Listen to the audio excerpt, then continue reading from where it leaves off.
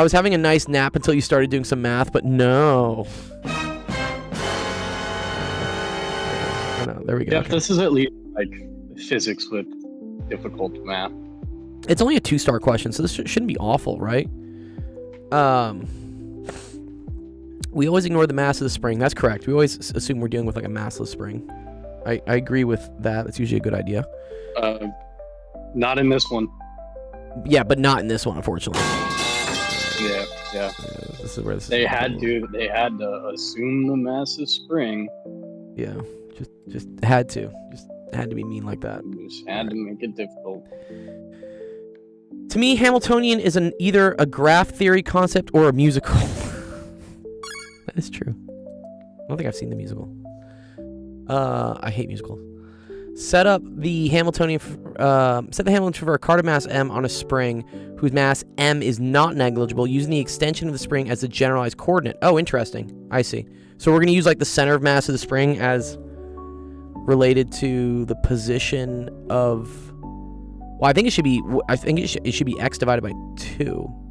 Or wait, no. Yeah. Well, I gotta think about this. Solve Hamilton's equation. Show that the mass oscillates with a regular frequency. This is cool. So at least tell us what we're trying to get to. That is, show the effect of the spring's mass is to add m over 3 to m. Assume that the mass spring is uniformly distributed. Okay, cool. I think we can do this, right? I don't think this is too bad.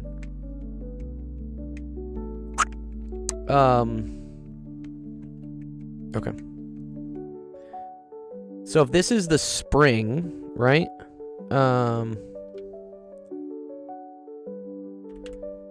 And then let's say this is, for instance, x equals 0. Then when the spring is stretched out a little bit, say it this way, I'm going to call that, that's like my delta x, I think. And then I got to remember, I know L is t plus v. So if we were doing Lagrangians, so here, this right here would be delta x. So L would be equal to t plus v. Hamiltonians, is it t minus v? Let me look this up. I gotta remember my physics. This is like pretty advanced mechanics though. Oh, it's t plus u. Okay.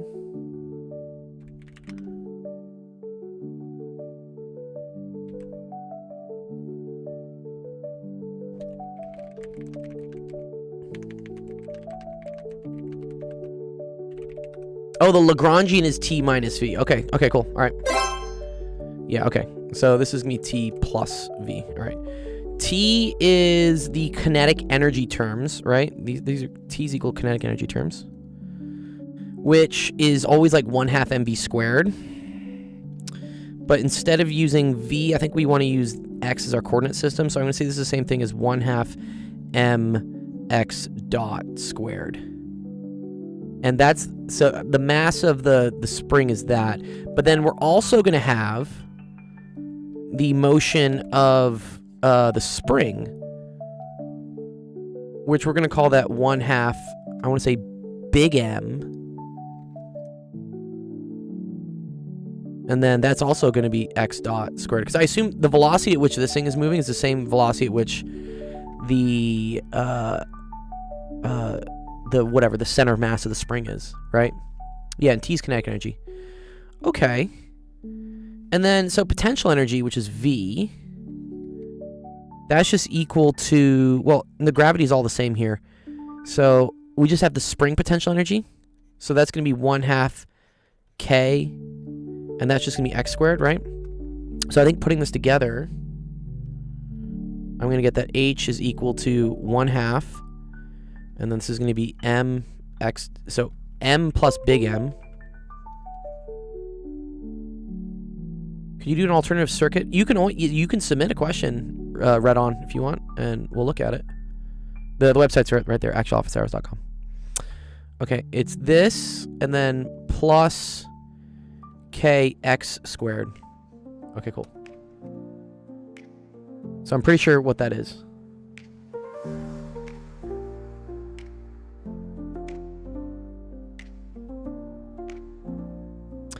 Does the spring's center of mass only move half as much as the block? That's actually true. Yeah, now, yeah, let's think about that. Sorry.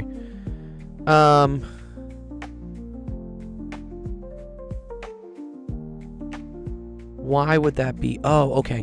Because the center of mass is always dependent. It's always just the halfway of this, right? I see. Yeah. So if we call this like the center of mass.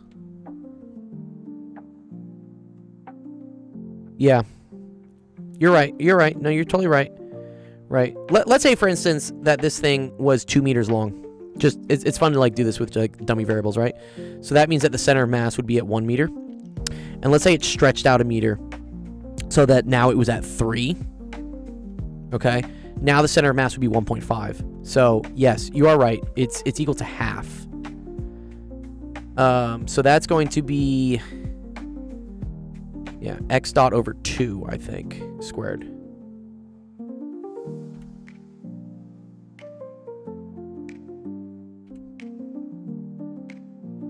Okay, cool. So then that's going to be a little big M over 4. You did physics! Snipes, what is this topic? It is physics. It is. What is 1 plus 1? It's equal to 3. Yeah, this is kind of upper division mechanics, I think. What's 1 plus 1? Your maw. Oh, no. Okay, Your so this is... Your maw so fat she uses a boomerang to put a belt on. A boomerang to put her belt on? That's a good one. I don't know what I'm saying. Okay, cool. I feel like this is how I do this, right? H is equal to T plus V.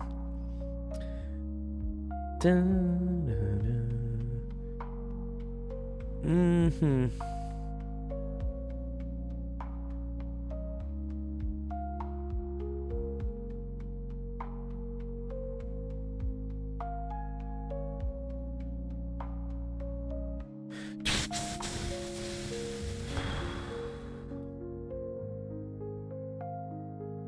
Oh.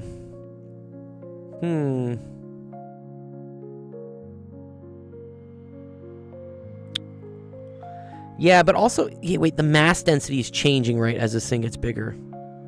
No, but wait, can't I just always think of it as a center of mass? That's, yeah, half the distance? Yeah, I mean, if you did it using the segments of the spring, you'd have to see how each little piece of the spring moved. Correct. I see where this is kind of tricky, because as you're stretching this, I assume this is like moving more than this.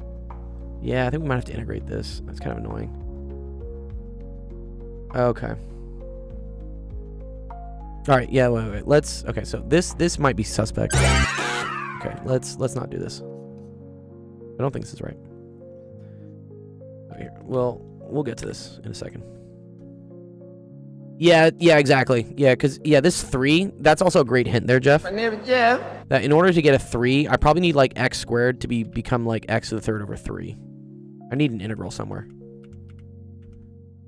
Yeah. Okay. All right, so let's think about, like, linear mass density. Let's consider the spring.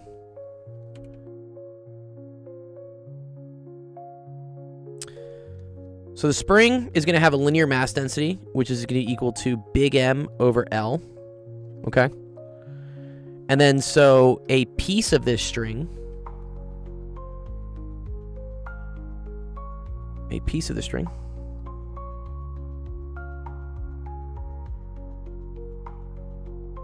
will have a mass. Spring? What? You mean spring? Oh, yeah, spring. Spring, string, whatever. A spring is a string that's stretchy. Okay. A piece of the string, spring. Oh, now I'm getting confused.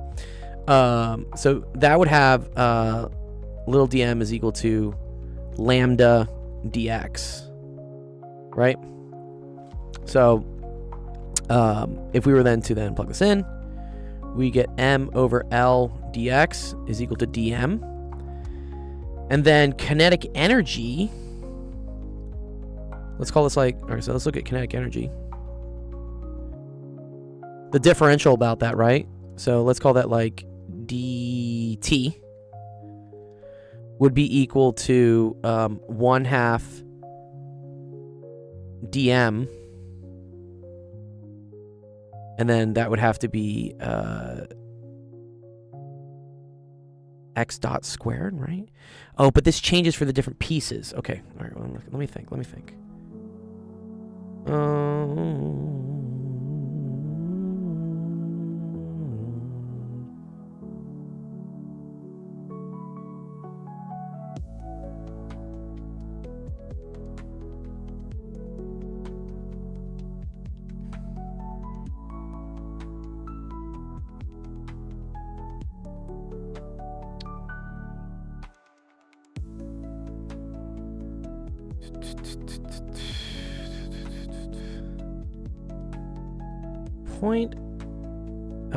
A fraction. Let me think. Okay. Let spring have length coordinate x measured from the fixed wall of the cart.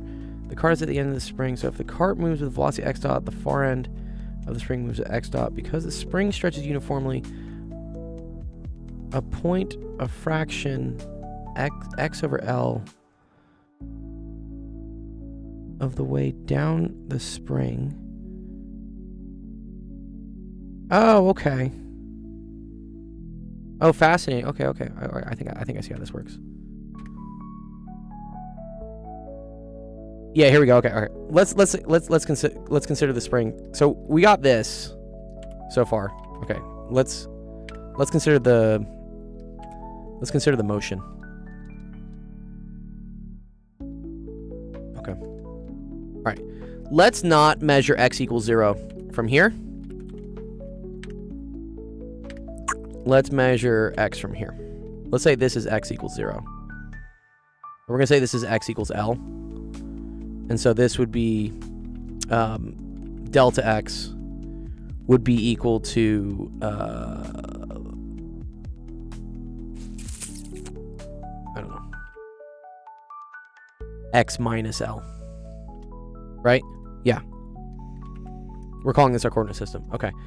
So, if we consider the motion of the spring,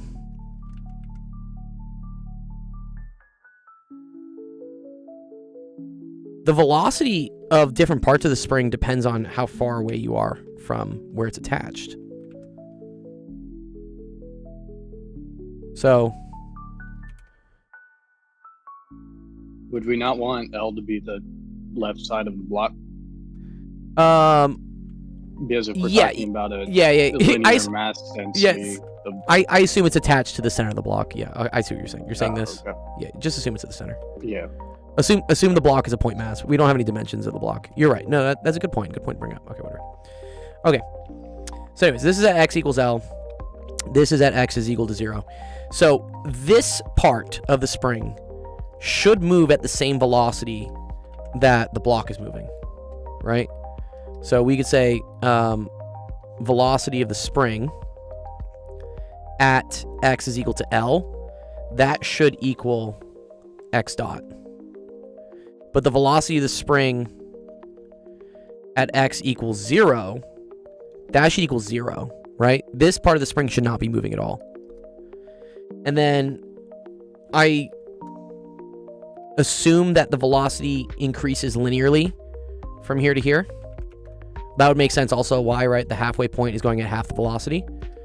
So we can then say that velocity of the spring as a function of x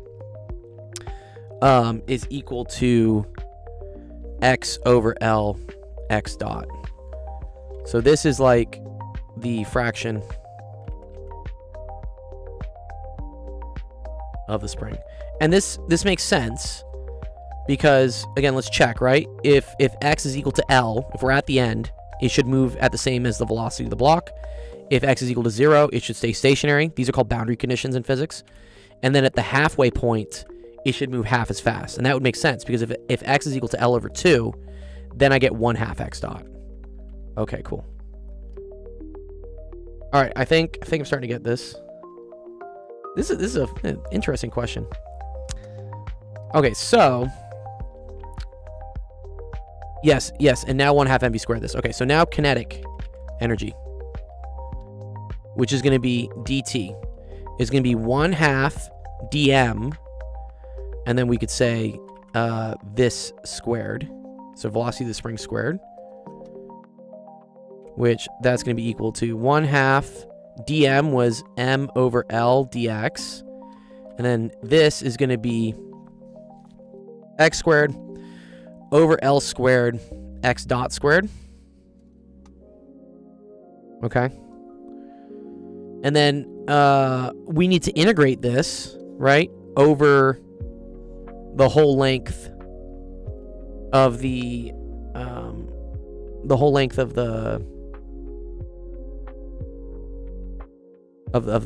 spring. All right, so okay. Yeah. So T is equal to 1/2 m over L to the third. I'm going to assume x dot doesn't depend. So we're going to look. So x dot also is referring to the velocity at the edge. So we can leave that as that. And then this is 0 to L x squared dx. And then this is where our factor of 3 is going to become. So this is going to be 1/2 m over L cubed x dot squared. And then this is going to be x to the third over 3 from 0 to L. Oh, so interesting. Look at this. I'm going to get 1/2 m L to the 3 x dot squared. And then I'm going to get L to the 3 over 3. These are going to cancel. So I get 1/2 times mx dot squared all over 3. There's my 3. Oh, very cool. Okay. So now this can go up into here. And this is going to become a big M over 3.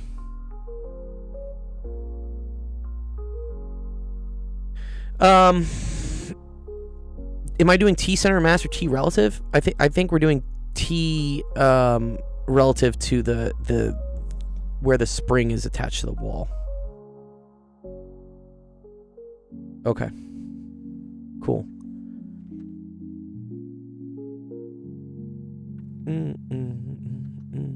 Okay. So then H is equal to, and then I want to do I want to do this. We want to do this with Hamiltonians, right? Yeah.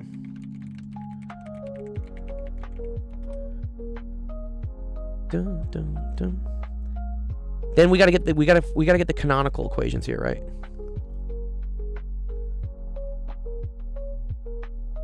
Hi, Dr. Gold. How did Maddox tournament go? I miss it. It's all good. It was really fun. All good. We're gonna do more events like that because they were really popular. It was popular with people. But the VOD for it is still on the Twitch. I'll make an announcement about it in the Discord. It's all good. Okay. Let's see. Is this all you need for the Hamiltonian? I feel like it is. Or do we have to do things in terms of momentum? Because what I think the Hamiltonian's in terms of position and momentum. You guys are really testing my upper division physics knowledge.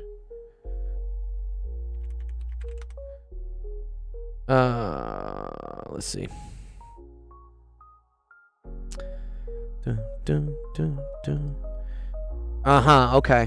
Okay. All right. I gotta get L as T minus V.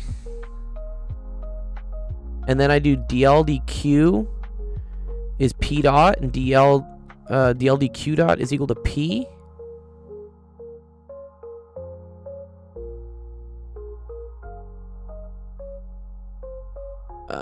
Isn't V relative? No. Not relative to the. I'm saying relative to the wall. The wall stationary.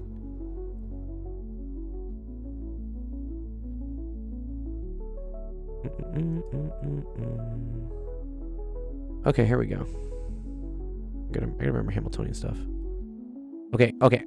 I set up L first, and then I say the Hamiltonian is P theta dot minus L. This is how we do this. And then we're gonna get some equations of motion, I think.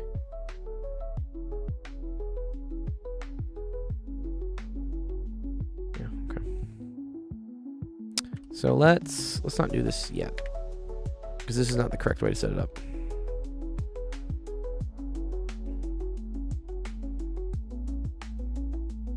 But the general coordinate is, I'm saying it's a distance from the wall. Yeah. Oh, sorry. I need to fix this then. You're right. Yeah. Sorry. This would have to be x minus L squared. Yeah. You're correct. You're the correct. window to the wall. Till the sweat drops down my. You're right. Okay. There you go. Is that better? Okay. I remember being 18, running around town annoying people with that. Skeech.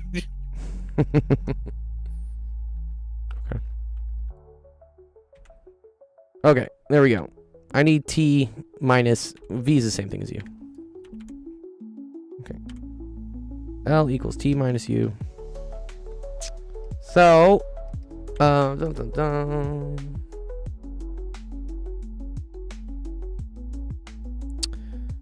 is equal to 1/2 m, or 1/2, and then it's m plus big M over 3,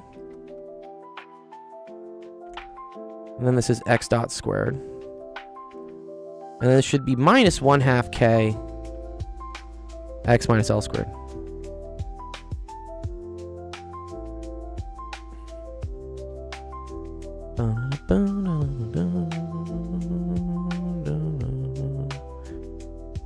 Okay. And then if we want to figure out all the parts of this, P is equal to dl dx dot.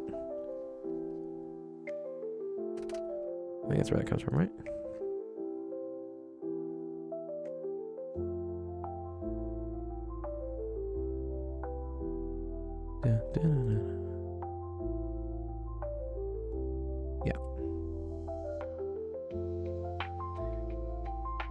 Why don't you speak proper Englander like what I does? Sensation. It's too funny. Alright. There we go. Okay. P is dl dx dot. So with relation to this is just going to be equal to m plus. So the 2 will come down, m over 3. And that's just going to be x dot.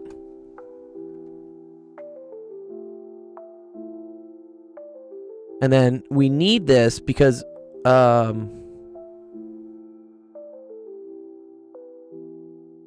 eventually I'm going to need this. Okay, cool. So then rearrange. Because here's the goal to get the Hamiltonian. I need P, I need x dot, and I need L.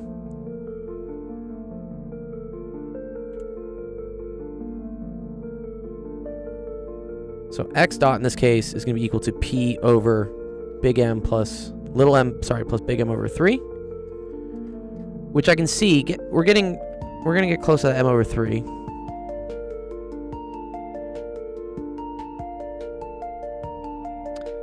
And then, so H is equal to P x dot minus L. So that's going to equal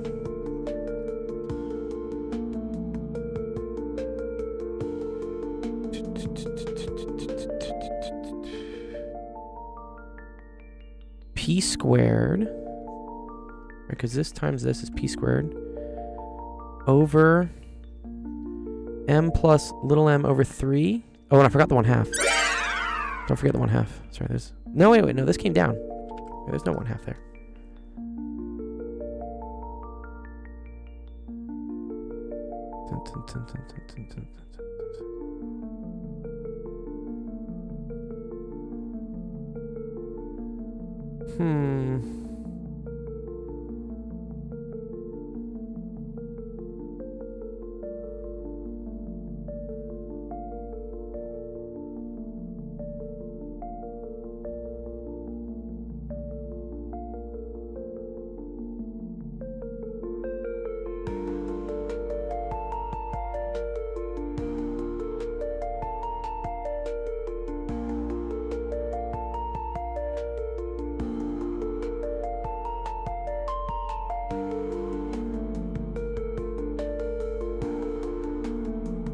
What's up, brother?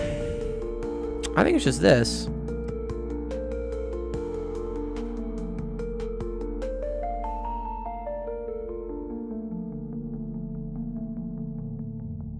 Yeah, okay. Yeah, okay. And then we would say minus L. So that's going to be minus this whole thing. M plus M over 3. X dot squared plus 1/2 K X minus L squared. Right? And that's H.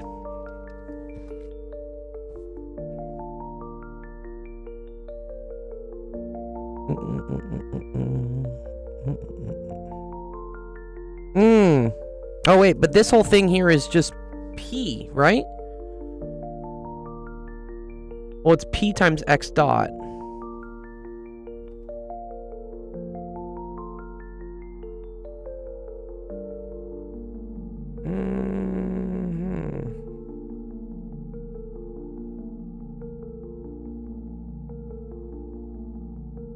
Pretty sure it's, I want to say it's P squared. Yeah, I think it's P squared divided by M plus M over 3. Uh-huh. Because if we, X dot is P over M plus M over 3. So if we were to Yes. do X dot squared, P squared, M plus Over M that over 3, one of three. the M plus M over 3's cancel and you get a P squared. Oh, I see what happens. I think the P squared divided by M plus M over 3 would cancel with the right-hand term. With this one? Yeah, if you were to substitute in what X dot squared is and then do some Wait, simplifications. yeah, let me see. Let's see. Let's see. think. I think I'm just getting like 0 then, no?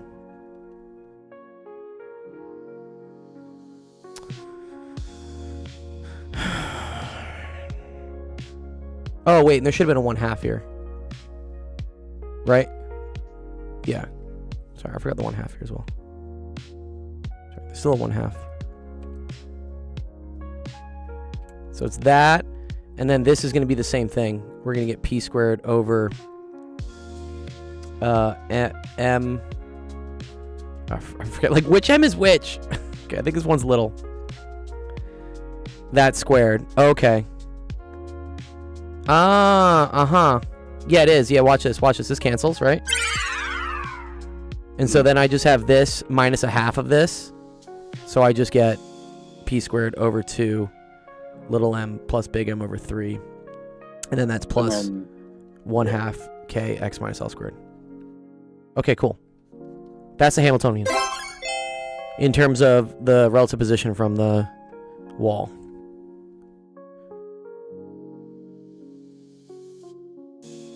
Okay. What else do they want? And then show that it oscillates with that frequency. Oh, okay.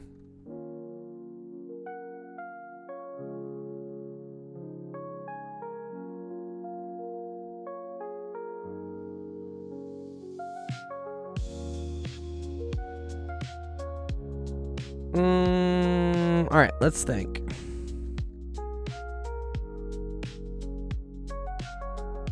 How do we get the oscillation frequency from this?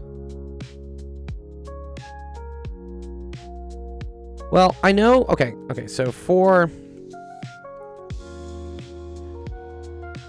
a standard oscillator, we know that x double dot is equal to negative omega squared x, right? This is like the standard like wave equation. So I have x dot, right?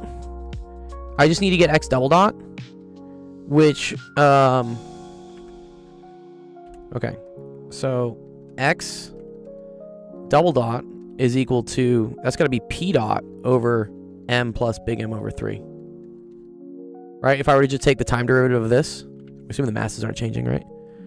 So how do I get p dot? I think that's from Hamilton's equations. There we go. Yes. Okay. dH dx is equal to negative p dot. This is what I want. Come here.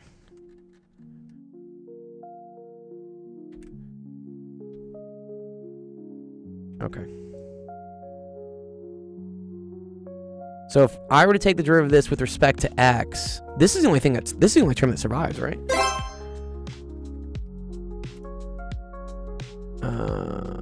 Okay, so dh dx, this all goes away. Unless, like, wait, is p a function of x as well, though?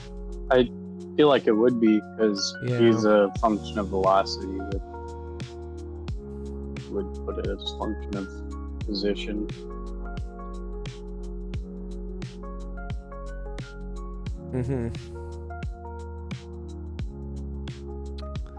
Is p a function of position?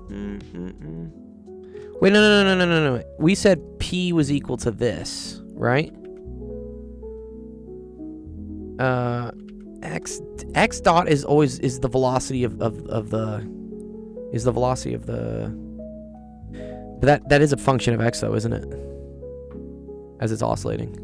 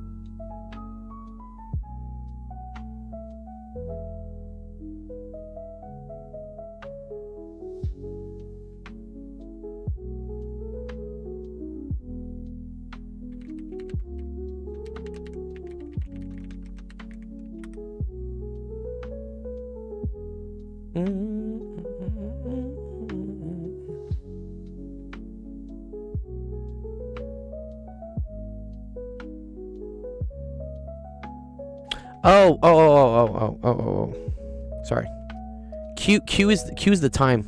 Sorry. P's the. Wait. No. Isn't Q the position? No. Oh man.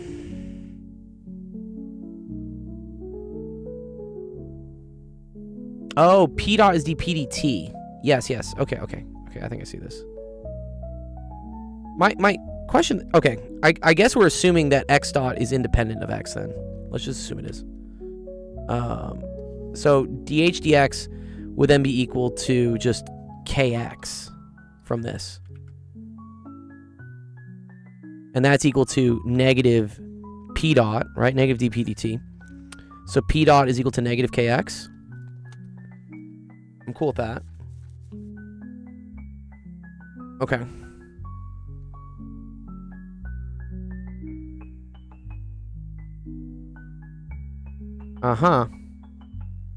So then from this, right, if we plug this in, it's the entrance exam for becoming a doctor. It's probably difficult. All right, sorry. X double dot is equal to negative kx over m plus m over 3. Oh, look. This looks very similar to this. Okay, bingo, bango. Okay, got it. So x double dot is equal to negative, and then this is going to be k over m plus big M over 3 times x. So then this part here is omega squared. So omega is equal to the square root of k over little m plus big M over 3. What did they want? Sorry, is that what we were trying to get? Oh yeah, nice. That's dope. Okay, cool. All right, there we go. We did it. I felt like I was really like stumbling around drunk trying to like figure out where this comes from. It's okay, Sizemore, that you're in 3rd grade. Totally cool. If you don't understand this. This is advanced, probably like sophomore or junior level physics in college. Yeah. Anyways, okay, cool. Thank you for causing me to have to remember. I haven't done Lagrangian or Hamiltonian mechanics in probably 10 years. Every once in a while, someone does ask it on this stream, and then I have to kind of remind myself how it works. Or I guess kind of just like mechanically how it works. It would be prettier for me to remember, like, on a theoretical standpoint, like why it works. But we did get to the right answer. I think my general strat with those is if you take enough derivatives and rearrange things around enough times, you can get what you want.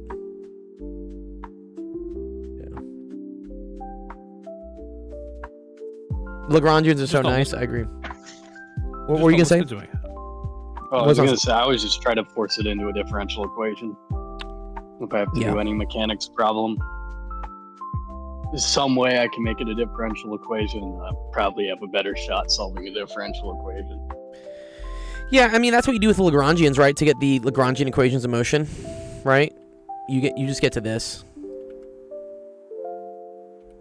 And then this is a differential equation you can solve for. Yeah. Anyways. Cool. All right, let's go see what else we got in the queue. Gladiator, Breasticles, Mike, Lucky Cat, and Euler. Let's go spin the wheel, see whose question is going to get picked next. Let's go gambling! There were some fun parts of that question. I had to... It's you, Gladiator! Nice, Gladiator. Ooh, Le Chateliers. I love these. These are fun. Show the following situations graphically. Sensations. Like, do your English first. Just cheating, dude. Use Desmos. Okay. Okay. This is cool. All right. Increase the temperature. Well, I'm confused what they want us to graph here. I can tell you which way it's going to shift, like from products to reactants. How do you show that graphically? Let me see. Oh, okay. Okay. Up, down, balance. Yeah. Yeah, no, they do something like this. I've never really seen this.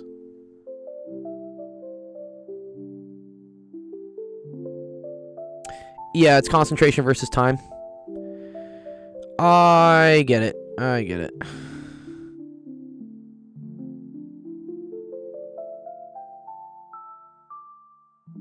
Shut the fuck up. No, you. Literally.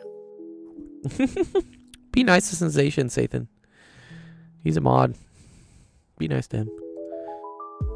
I was also in your part of the world 3 months ago when I took down a building. But no, that's not a joke. Oh, Jesus Christ. Okay, I think I see what has to happen. Fucking Kolkata. H2. If you add H2, shouldn't the reaction... Oh, I see. The rate goes down, and then yeah. Okay. I think I'm trying to see how this works. I've never done the graphs. I just know Le Chatelier's principle, right? Here we go. So this is... Yeah, okay, but how does it work? How does it work? What's this absolutely terrible GIF? The trick to this is you just gotta have bad enough handwriting to have all of these graphs. Okay, here we go. I think we're gonna reverse engineer this. I'm gonna reverse engineer this knowledge. Because I already know, right? Okay. If I increase the temperature, that like increases the amount of this and it shifts the reaction to the left. I know about that. I'm just trying to see like what that means as a function of time. The velocity changing as a function of position. Yeah, that was really cool, Eclipse. Yeah, I liked that part too. Okay, let's see. So N2 and H2 are combining. So yes, you're losing N2 and you're losing H2 and you're producing more NH3. I agree. This would be standard. And then you have a shift. So here they're saying they add more N2. If you add more N2, the reaction should shift to the right. And I think I see that. I see that's what happens, right? The N2 spikes. And then so these things get depleted more, and so you have more of that. Okay, cool. So do they want us to put like different colors on this? Why does it shift? Oh, okay. So when things are like flat here, like in equilibrium, remember that you have, I think it's called, I think you guys call it KEQ. And this is like products over reactants. And so this sets what the equilibrium amount. So this reaction is always going back and forth. Right? Do you see how it has both arrows? It has this way and this way. So H2 and I2 are combining to form 2HI. That's the forward reaction. And 2HI is always decomposing back into H2 and I2. And so at equilibrium, the rate of this and the rate of this are kind of like in a certain ratio such that the concentrations stay the same. So that's what this is. Do you see how these these are the concentrations of the different things? So this is this is the N2. This is the H2. This is assuming that you're starting with a high amount of this, higher than it wants to be. And so these are getting consumed to then form NH3. And then the concentrations stay the same, but they're still back and forth always happening. But at equilibrium, the ratios are not changing. But what happens is, okay, if I start adding more N2 to this, right? Now we're suddenly not at equilibrium anymore, right? The amount here on the reactant side is higher than it should be. So what that's going to do is that's going to cause this stuff to get used up more to produce more of this. You can think of, let's say like KEQ, or I forget if it's Q, but whatever. Let's just say like KEQ is equal to, I don't know, like, let's say like 3, okay? And so let's say the concentration of this is 9, and the concentration of this is 3, and the concentration of this is 3, okay? Products over reactants, this would be NH3 over N2H2 multiplied by each other. So in this case, well, actually, I would need this to be a little bit higher. Sorry, let's make this 27. My bad. This would be, right, 27 over 3 times 3, which is equal to 9. And so now you're good. This is called calculating. So KEQ is where it wants to be at equilibrium. Q is where it's at when it's at any other point in time. So at this point, this is now Q, and because KEQ equals Q, everything's happy. Like nothing shifts. Okay. But now let's say, for instance, that you bumped up the amount of N2, right? Up to like 6, I guess, right? Now, in order for this to still work out, right? The amount of NH3 would have to go up. So this will end up like going down. This will end up going up a little bit, and then you'll reach some new equilibrium that hits again the same value of 3 to 1. So that's why like adding stuff here shifts the reaction to the right, because now more of this has to go up and this has to go down to reestablish equilibrium. Because if this goes up to 6, now you have 27 over 18, right? Which is, I don't know, like around 1.5, right? And that's lower than KEQ. So this would be your new Q. And so because that's lower, you need to now shift the reaction to have more products so that Q goes back up to equaling what it wants to be at equilibrium, which is 3. Do you see that kind of like from the math side?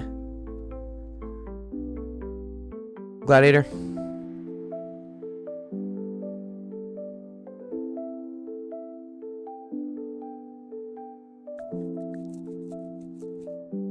Yeah.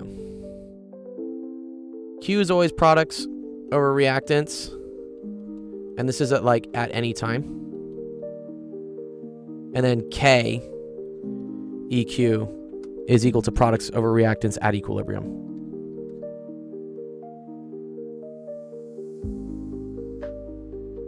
So the other side of the equation always goes up when you add. Yeah. So in this case, right, injecting some H2, if you're adding H2, you're gonna boost the stuff going to the right. So we can actually literally just follow this graph. Let's call the H2 the orange one, right? And let's call the I2 the red one. And then let's call the 2HI the green one. Okay. So yeah, so at the initial thing, right, the initial reaction, the concentration of H and the concentration of I start high, and they start going down, and then they plateau, right? They're going to reach some sort of equilibrium. You can think about it this way, right? And then something happens. So this is always what we're going to call our like changing point, okay? So now I'm going to, and here, let me draw colors. So H2. Wait, no. H2 was the, sorry, this is I2.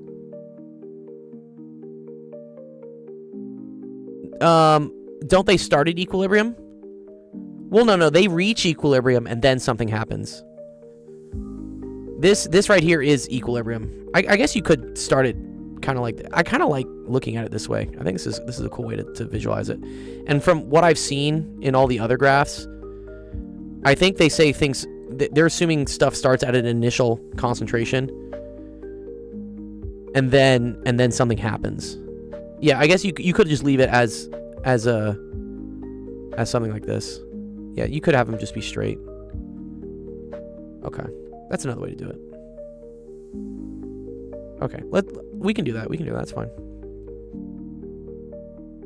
Okay. So here, yeah, let's have them all start at equilibrium then. Fine.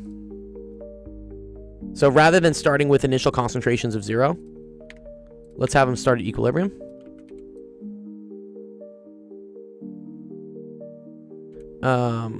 Where, I don't know, we're going to assume there's, I don't know what K, did they didn't give you a KEQ for this anyways, did they? Yeah, no.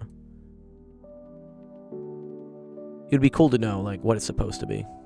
Because then we can know, like, which ones are supposed to be higher and lower. But okay, let's just do this.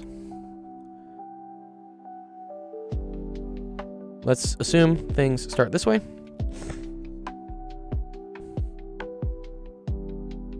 Okay. So you're going to inject some H2. And that's going to cause a temporary spike, right? A spike upwards in the amount of H2. And then we're going to end up using that up to eventually have less H2. And in using up the H2, you're also going to have to use up the I2. Right? So this is going to go down. Right? Because you're not gaining any more I2. Right? And then what's going to happen to the product in this side, because the reaction is being shifted to the right, this is going to start going up this way. And then it's going to flatten out.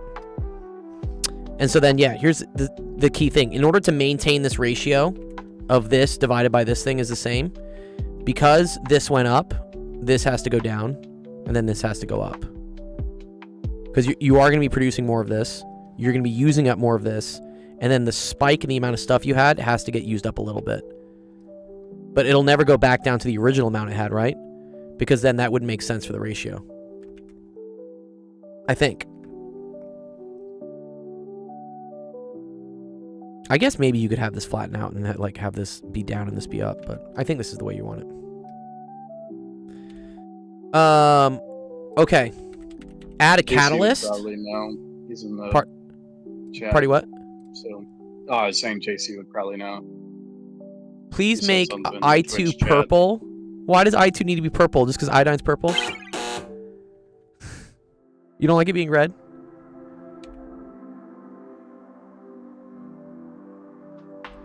Yeah, okay. All right, so when you add a catalyst, if they're already at equilibrium, nothing changes, right? It just means the forward and the backwards reaction still happen, but at the same rate. You didn't like the red? Okay. So I think if you add a catalyst, there's no change to equilibrium. If you're not at equilibrium, it'll help you get to equilibrium faster. That's true. I think this is what happens. Okay.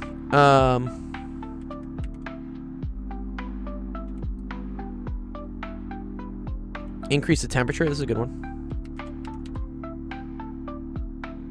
All right, let me just put all these here somewhere.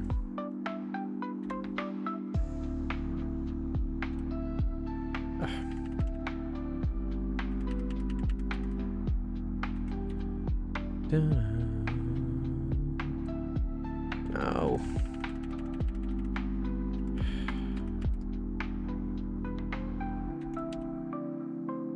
There we go. Okay, cool. There we go. Okay. All right, let's figure this out. Okay. If you increase the temperature, wherever there is energy, so in this case, this is an exothermic reaction because energy is on the right, you can kind of treat this as a thing that you're adding more to. So if you increase the temperature, this side goes up, which will shift the reaction to the left.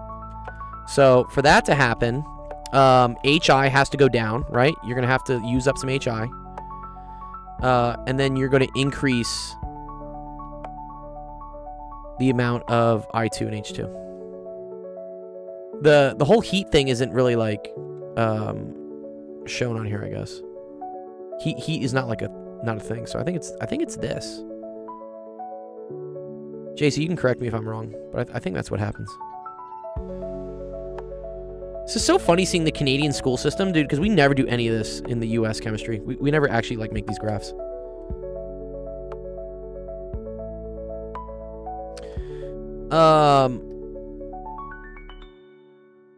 It's a straight line shift. I don't know what a straight line shift means. Doesn't mean everything just goes up. Well, no. You have to be using up this. This has to decrease. And these two have to increase. Oh, it's just instantaneous. Okay, maybe. This is high school. Okay, whatever. Maybe it is just that. School of Hard Knocks. School of Hard Knocks. There's a TV show called Hard Knocks, right? Possibly. I think it's about the NFL. I was on it. I was on it at one point for like a tailgate party we did for the Eagles. And the HBO crew came up and like filmed us. It was really fun. Spring break. Spring break. Oh, it's instantaneous for volume? Okay, well. This is interesting. So decreasing the volume will affect whatever side has more moles of gas. This is a little tricky because this has 2 moles of gas. This has 1 + 1. This also has 2 moles of gas. So I don't think it changes.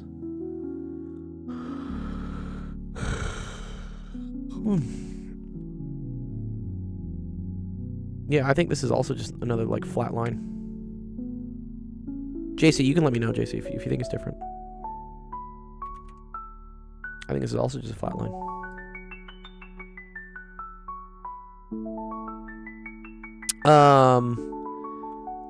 I'll let you do these, whatever. But I will at least.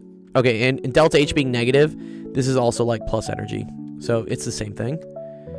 This one is a little bit different. Okay, so increasing the volume is increasing the amount of reaction that's happening. Does concentration increase if volume increases?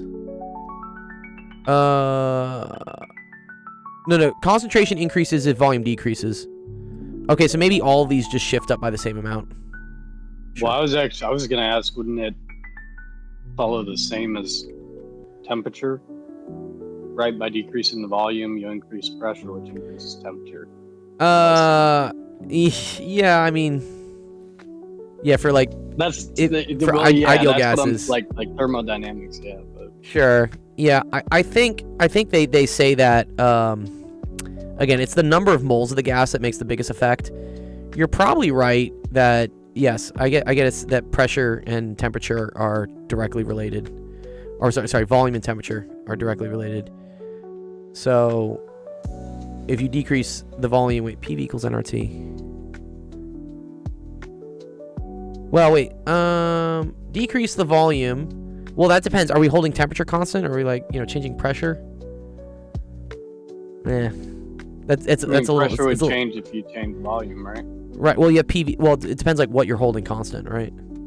If it's an isothermal compression, then yes, these are inversely proportional. But yeah, if you're just decreasing the volume, what's to say the pressure just doesn't go up? and then this stays Oh, true. constant. Yeah, that's cool. No, it's good. It's good. It's good. Good thing to bring up though.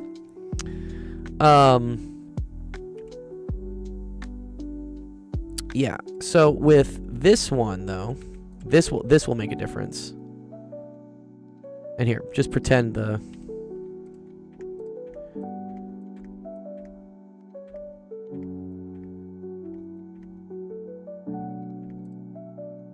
Pretend the green one is the SO3. And then the SO2 is going to be here. And then this is going to be the O2. Okay, so in this case, if you're increasing the volume, you're having less reaction happen, and less reaction affects the one that has more moles of gas. That's the left side. So the left side has more moles of gas, so it's more affected by decreasing volume. Sorry, by increasing volume and decreasing collisions. So this will be seen as a deficit, which means the reaction is going to shift to the right, shift to the left, in order to make up for that. So this would happen like this, I think. There you go. I think that's what would happen.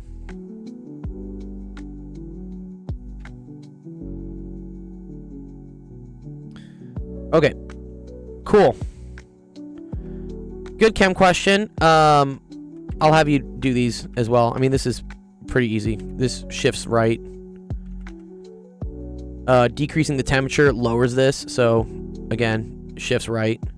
And then increasing the SO3 shifts it to the left. Cool. Let me know if you have any other questions. That's good. Chef's like, why am I being called? This isn't even math. I don't like this. Oh, no. There we go.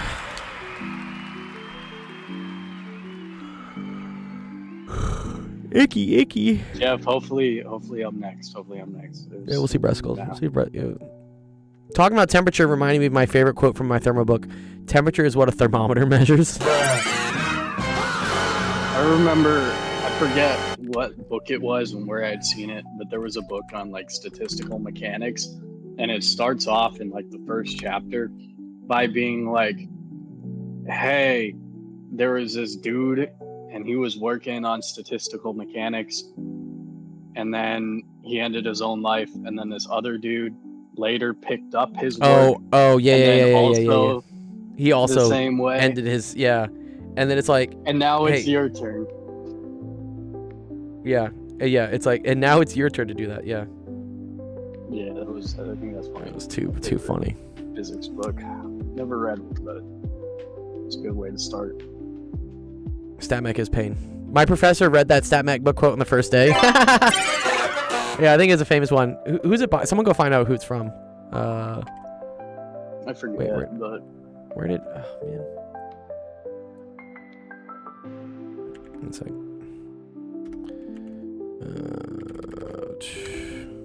Lost my stuff.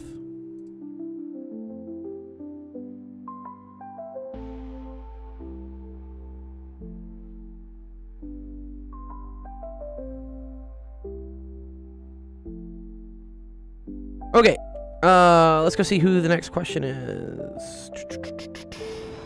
It was State of Matter by David Goodstein, and he said, or Goodstein, and he said, quote, Ludwig Boltzmann, who spent most of his life studying statistical mechanics, died in 1906 by his own hand.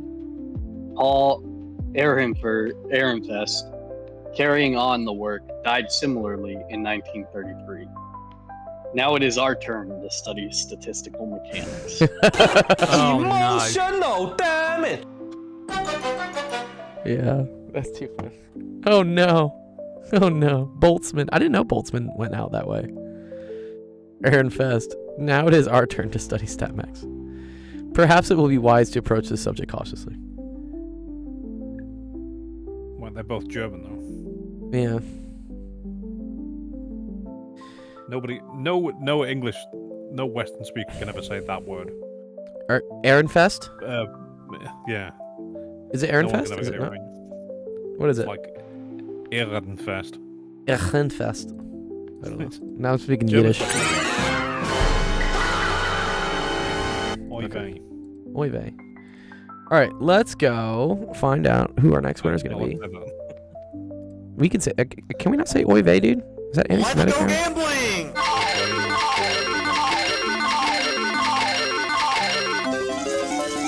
Ah, it's breasticles. Jeff, we got some math. My name is Jeff. Math. Jeff, we got math. Wow. What's up, Bella?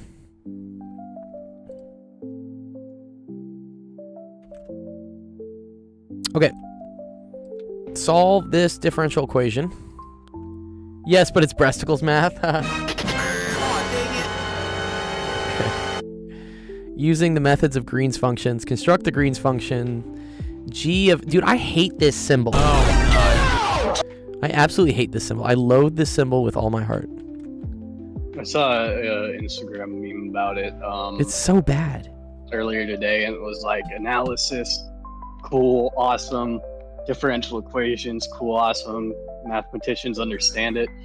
And then it was like, there's one thing that no mathematician knows how to do. And it's write that symbol. Yeah, I don't know how to do this. I'm gonna just call this fucker epsilon, dude. Okay, Yeah. here's the weird thing. I've seen that symbol in a GCSE maths textbook. But Really? I could never find the symbol anywhere, like in any It's other textbook. it's lowercase Psi? c key. It's xi. G. And you'll find G, it mhm. most of the time in any sort of partial differential equations books. Why did they choose it? Why? C. See? That, well, yeah. There's no point me running through how Greek is actually spoken. Just say it how you want, but Yeah. Shish. get the English right. Okay. Construct the Green's function for the operator. L is the second derivative of alpha plus 1. Yeah, so Okay. basically a forced wave equation. So how do we do this? Okay, so first we want to recognize, so Green's functions come from the idea that this can be rewritten as L acting on U. Let me see like what Green's functions even are, dude. You could probably do it with power series, Jeff, but I prefer Green's functions. There's probably a couple ways you can do it. Okay, whatever. Green's functions, we're gonna say is G acting on U. Thanks for the rose, Aiden. L acting on you. So L is the operators. Like if you like when you did quantum, I know we do sometimes something in like this. quantum when you pull out like an operator acting on something, right? What we're saying is L acting on you, and that's what the L they gave us, the D squared, the alpha The alpha squared. plus 1 is that operator that's going to act on you. Okay. This whole thing is gonna act on you. Mhm. Okay. And then it's equal to 1 over alpha. And this has to equal to 1 over alpha. Oh, Yeah, and I guess that makes sense. there's Yeah, because I yeah, get my and so second there's kind derivative, and then I get my first it's basically derivative. just multiplication, right? You're Oh, just love figuring it, out dude. your Yeah. derivative. And kind of, it's not exactly what, basically we're saying how can we invert the operator, but it gets a bit more convoluted. But the idea of like a Green's function is that a Green's function is basically a fundamental like solution to it is what we call it. And so the idea is that we can basically look at how it reacts in a homogeneous way and then expand it beyond that, but it gets kind of funky. Okay. But I like funky things at times. Yeah, I could go on for quite a while about Green's functions, so I'll stop yapping. We're gonna save that for the breasticle stream. Yeah, indeed. Okay, so I've done this. Okay, great. Mhm. So I guess that this is it. I'm just done, or No, not quite. no. So what we want to do is basically say, so a Green's function, it's basically like a response to a point source. So G we're of going to say alpha. that, C. and we're going to Back say C. that L acting on that is equal to our delta function. L acting on G. Yeah, L acting on G is equal to delta of alpha minus C or whatever. Okay. And yeah, and in this case, squiggly is the source location, and alpha is called the observation point, but alpha is just where we're at. Okay. And that's kind of just intuitive, right? From the delta function being 0. Yeah, I remember, this, right? Negative infinity to infinity of like delta, like x minus a of f of x, I guess, right? It's just equal to f of a. Yeah, and and just because the delta picks alpha, out. Sorry. Yeah, delta is going to be 0 if it's not equal to c. Correct. So we can. And I think it's infinity. It's infinity if it's equal to it, though, right? Is that what a Dirac delta is? Kind of. Yeah, in essence, basically, it's like a distribution, but if we know where it is. Squigma, dude, squigma or tornado. Yeah, tornado. I've heard. Yeah. Okay, so L acting on G is equal to this Dirac delta. It must be times something else, though, no? No. Oh, it's just how it is. I'll explain where that comes from. Yeah, and so for alpha not being equal to C, or to squiggly, we can solve that pretty easily because that just becomes homogeneous. So we can say that G of alpha, at least for alpha being less than and greater than C, is just our A cosine of alpha plus B sine of alpha when it's less than, and then C and D when it's greater than. Okay, yeah, so this is a homogeneous equation, differential equation.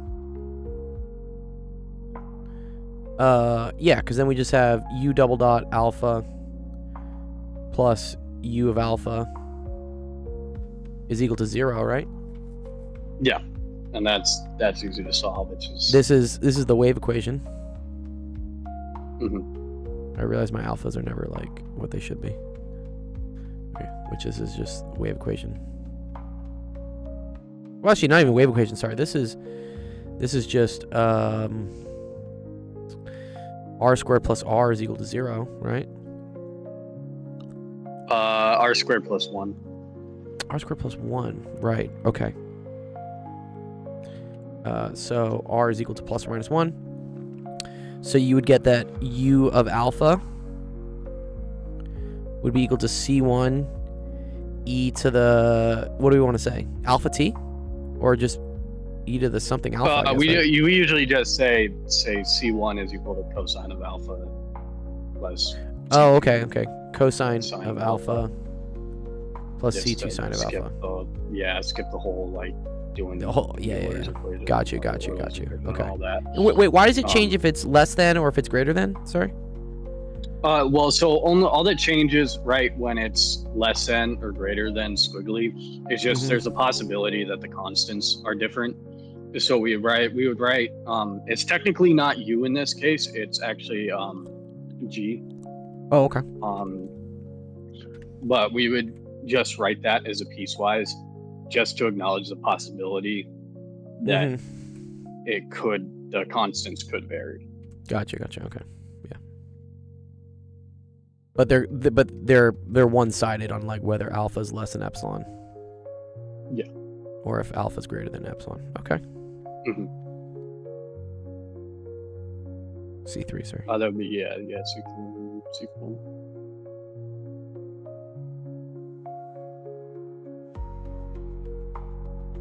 Okay, cool. Yep. I agree with that. I'm cool with that. All right, and so now what we have to do is we have to worry about the if alpha equals epsilon.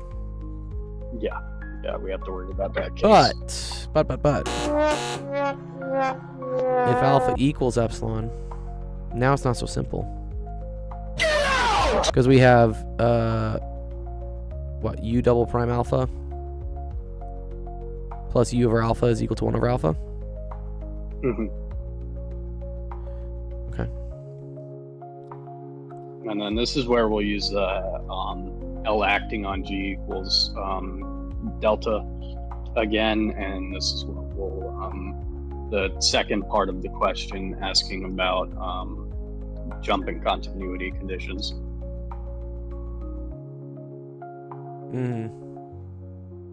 Oh, I see. At alpha equals epsilon. Okay, so yeah, this is equal to delta of 0, right? What do we go from here then?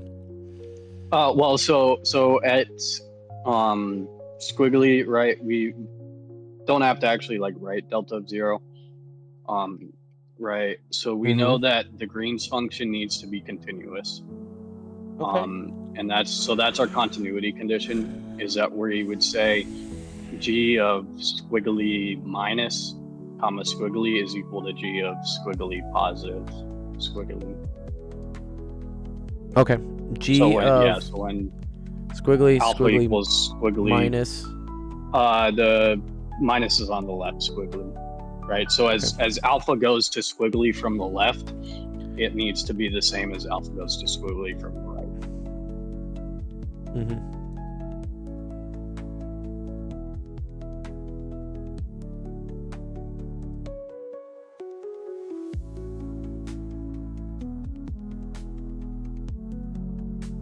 Okay, cool. Yeah? Okay, great. And then where things get different is what we call the jump condition. Our derivative has to jump. So Okay. we would say that g double prime plus g is equal to delta of alpha minus squiggly. Okay, wait, so G double prime. Wait, why G double prime? Plus g. From our original equation, from L acting on g. Okay, gotcha. From this. Yeah, because we said that L acting on our Green's function has to be equal to that delta function. Okay. So then we can integrate on wait, this has to equal to what? So 1 over squiggly. no, that has to equal delta. Okay. Our delta function of alpha minus squiggly. Okay. This time you're gonna have to write it as actually squiggly because we're gonna need to use epsilon in just a second. No. Yeah, it's a sad day. Okay, this is gonna be epsilon. Okay, that works. So what we're gonna do to figure out a derivative is we're gonna integrate from squiggly minus epsilon to squiggly plus epsilon on each term.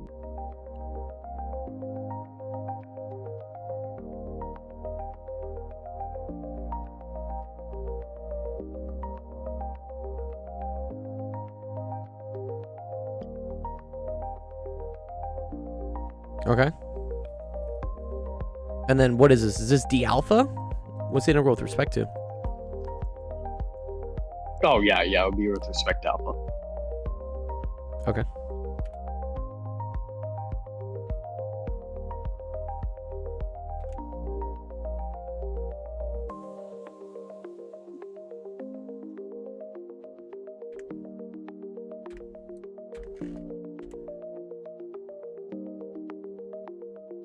Okay. What do we do now? Okay, and so we can just look at our integral of g. We don't need to worry about that because when we say epsilon, right, it's just an infinitely small value. And this is all the limit as epsilon goes to 0? Yeah. Okay, so right, this is going to be 0. Cool. Yeah, exactly. And then This guy stinks! we know that our delta function is just going to become 1. Yes, okay, so this is equal to 1. And then we take a look at g double prime. That becomes G prime of squiggly plus minus G prime of squiggly minus.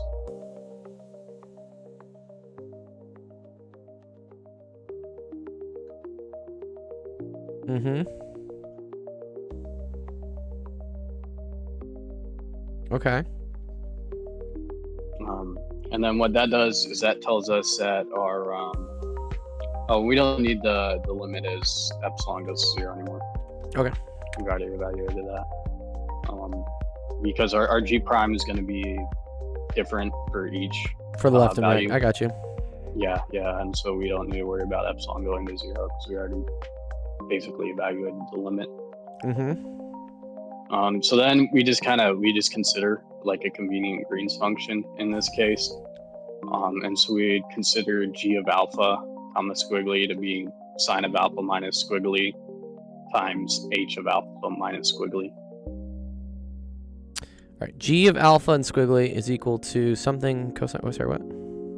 Sine of alpha minus squiggly. Okay. Plus cosine. Multiplied. Multiplied. No. Multiplied by cap. No, no cosine here. No cosine here. We're just. It's basically saying like this would be convenient times capital H of alpha minus squiggly. Okay. And that H So is there's an our oscillating Heaviside component. step function. This is a Heaviside? Yeah, it's the Heaviside step function. It sounds like complicated. It's 0 if alpha is less than epsilon, or sorry, squiggly. And if it's greater than, it's 1, is all that says. Okay.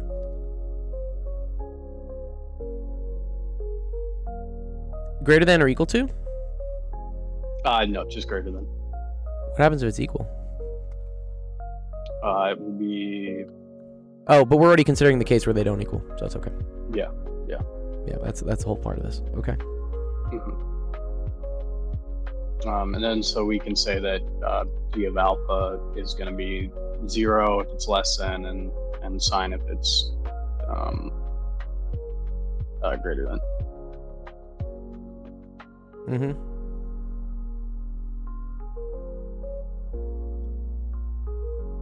Cool.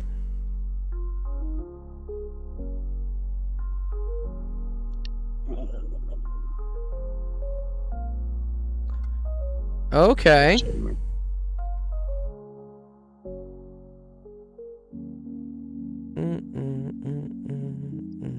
So that's the continuity and jump condition? Yeah. Wait, you're telling me it's not pronounced Heaviside? I don't know. I forget which one it is. I call it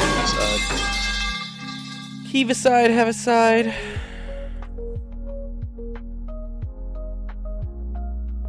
What's this beautiful GIF you sent me? Sensation. Okay. What's up, Uwu? You are the... No, there's 3 other people on YouTube, Uwu. You're not alone. Okay. Cool.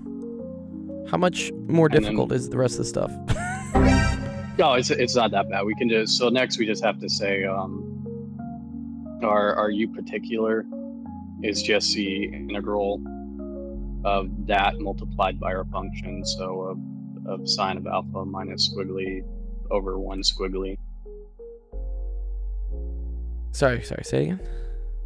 Integral what? So next for the particular solution, it's just a superposition of our Green's function multiplied by our forcing function. So it just becomes the SI, right? So of G of alpha comma squiggly multiplied by F of squiggly D squiggly. F of squiggly D squiggly. No, the integral of it, because we're taking the superposition of it.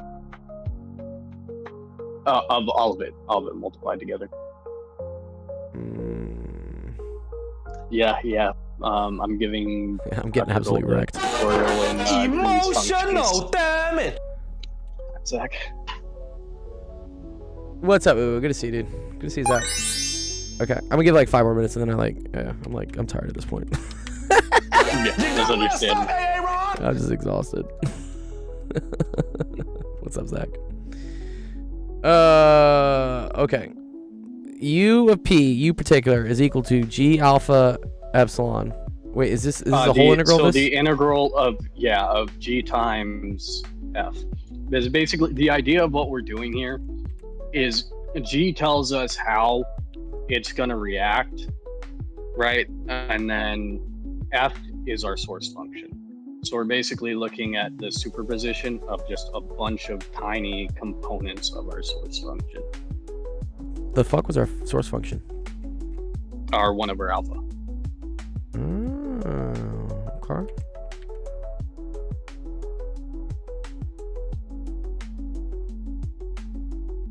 Okay. Yeah, basically our Green's function basically tells us how it reacts to a very tiny amount of that 1 over alpha, and then we're saying let's take the superposition, integrate over every component of alpha because we know how it reacts to a tiny amount. So how can we take a look at it across the entire component of it, in essence? Okay. Mm-hmm. So do I have to slam this thing in here? Yeah, it's not composed, it's multiplied. Okay. And this is d alpha, I guess, right? Mm-hmm. Okay. And then that just becomes a sine and a cosine integral. Sine and a cosine integral. Yeah, the What, special functions, G and SI. I don't, what? G and SI, what? Or sorry, CI and SI. They're just when you get cosine of x over x dx, we call it CI. It's just a special function. Oh, okay. Yeah, it's just we're just saying or the integral of it. Okay. Yeah, because we don't necessarily know the. I see. The source function is basically 1 over alpha. Okay. Yeah, so source function is 1 over alpha, and G is the sine of it. Sine of alpha. 1 over alpha. D alpha. So that's equal to SI, yeah? Mm-hmm. Okay. Wacky functions I've never heard of. Yeah.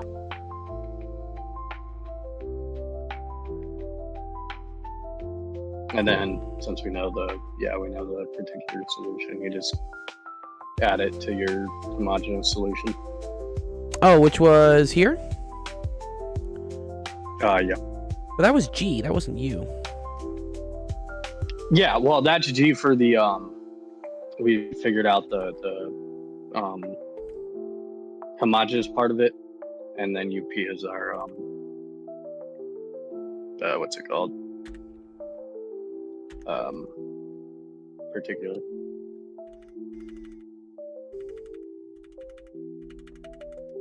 One sec. Copy paste this many times.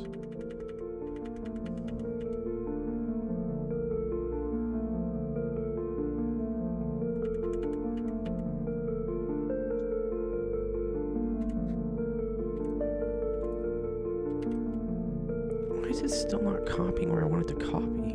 Dumb bitch. Oh, well, okay, there we go. Okay, there we go. All right. So that was G. So then we say our total solution. So U total, I guess, is equal to SI. And then it's plus this piecewise part? Yeah. I'll say there's some other like algebra steps, and definitely it comes out to that. And then you can also verify that through variation of parameters.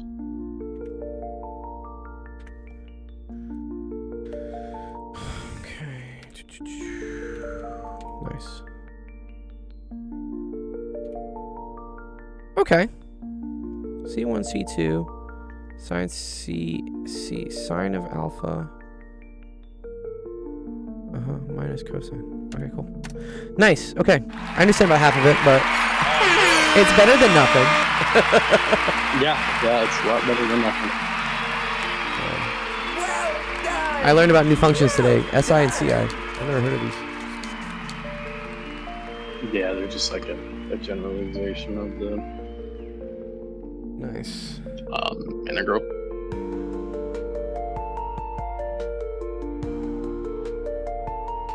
Okay, cool.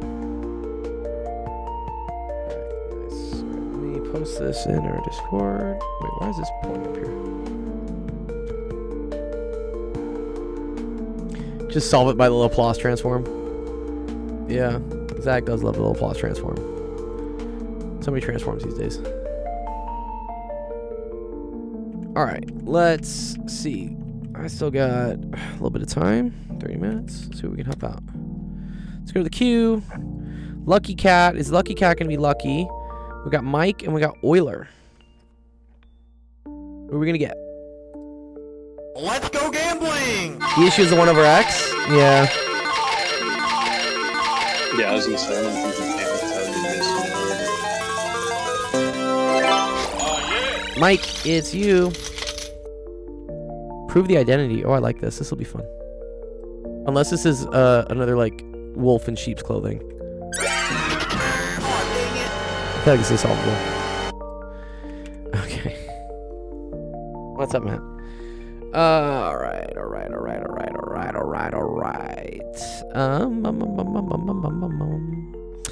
I feel like I want to use a quadratic thing here. The left is a square. I agree it is, yeah. So if I say u is equal to secant of theta, then this is the same thing as u squared minus 2 plus 1. Which, what multiplies to 1 adds up to negative 2. That's negative 1 and negative 1. So this can be factored out as u minus 1, u minus 1. And so this whole top part here can now be secant theta minus 1 squared. All over 1 minus the cosine of theta. If I say u equals secant theta, you'd be right. Oh my god. That's pretty good. That's pretty good. It's pretty good, Zach. My name is Jeff. Thank you, Jeff. Left number is a square. I love these questions. These are fun. Lucky Cat is not so lucky today. It's okay. You'll get there. All right. My temptation whenever I see these is just to write everything as sine and cosine. Because secant is the same thing as 1 over cosine. So I could say this is the same thing as 1 over cosine minus 1 squared. Because also I notice everything here is in terms of cosine. You've heard about U-boats, but not U-subs? Zach's on a roll today, dude. Okay. All right. So the other way to write this would be to get common denominators. I think one of the 1 minus cosines cancel. Yeah, I think they will eventually. Because if you multiply by inside by cosine over cosine. Exactly. That's what I'm going to do right here. Yeah. So then I get 1 minus cosine over cosine squared over 1 minus cosine of theta. Yeah, Bresco's pointed it out. This will cancel out with one of these. So actually, let's just write it out just for you guys. So this is 1 minus cosine squared over cosine of theta squared, cosine squared of theta. And then that's times 1 over 1 minus cosine of theta. So yes, these will cancel. And then I'm left with 1 minus cosine of theta over cosine squared of theta, which is what we wanted. Nice.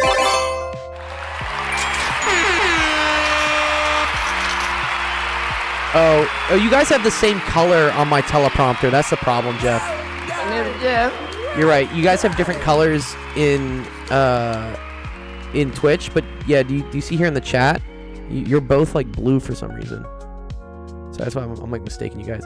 Zach is a slightly lighter shade of blue for sure.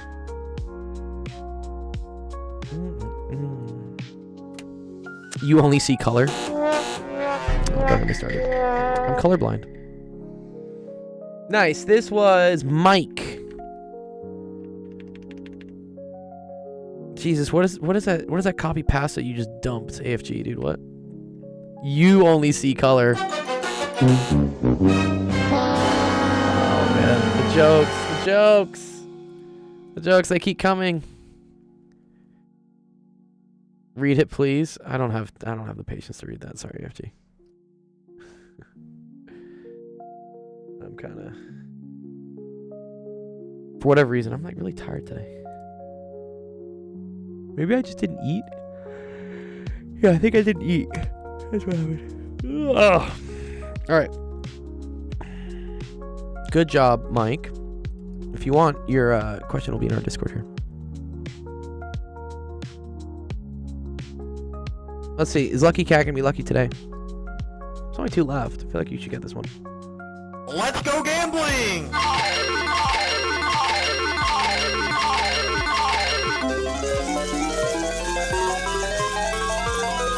You think Euler snuck in a JEE question?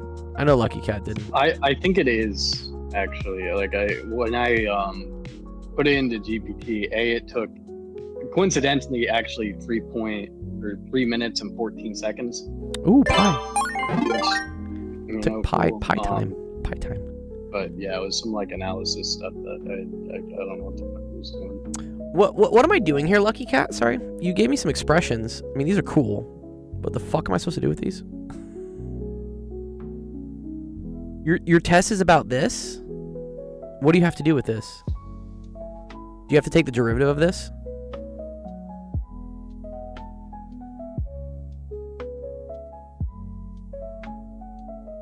Yeah, the spinner will still spin. Okay, that's fine. No, we can do this. These are good. Okay. So anytime I see... It's kind of weird, right? So when we write... different color. When we write like sine to the third of x, this is the same thing as the sine of x cubed. So it looks kind of counterintuitive for like the chain rule and stuff. So let's say, for instance, I did the sine cubed of x to the 5th. I like to write it this way. I would say this is the sine of x to the 5th all to the 3rd. This is like a better way to write this, because now it's pretty apparent, right, that we're just doing the derivative of something to the 3rd, right? And so that's going to be the same thing, right, as pulling this down. So that's going to be 3 times this thing to the 2nd times the derivative of, whatever this is. That's the chain rule. And so you can always like be, oh, what was there? Oh. And then you have to do this, right? The derivative of what's inside. And so this is like a triple chain rule. Because now I think of this as like, okay, I don't know what the derivative of sine of x to the 5th is, but I do know what the derivative of sine of something is, right?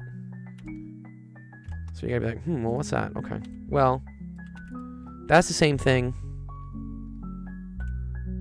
as the cosine of whatever was inside. And then times ddx of whatever the thing was. So yes, and you're right. So this then becomes, cool, cosine of x to the 5th. But then times the derivative of x to the 5th. And then this is like one final thing passed down. And so this just becomes 5x to the 4th. So then you gotta like put it all back together. And so look at all the multipliers. You got a 5, you got a 3. So I would say this is 15 sine x to the 5th squared cosine x to the 5th. Oh, and then let's put the x to the 4th out front too. This is where you just use Mathematica and call it a day. Yeah. This is the way. Right. So do you see how that works there, Lucky Cat? Yeah. It's tricky. You got to do like the exponent on the sign, and then you got to do the chain rule on the sign, and then you got to do the chain rule on like what's inside the sign. So let's look at this one, for instance. So this is just like an example one we did. Let's like actually do this question. And I'll kind of show you like how I do some of the stuff in my head.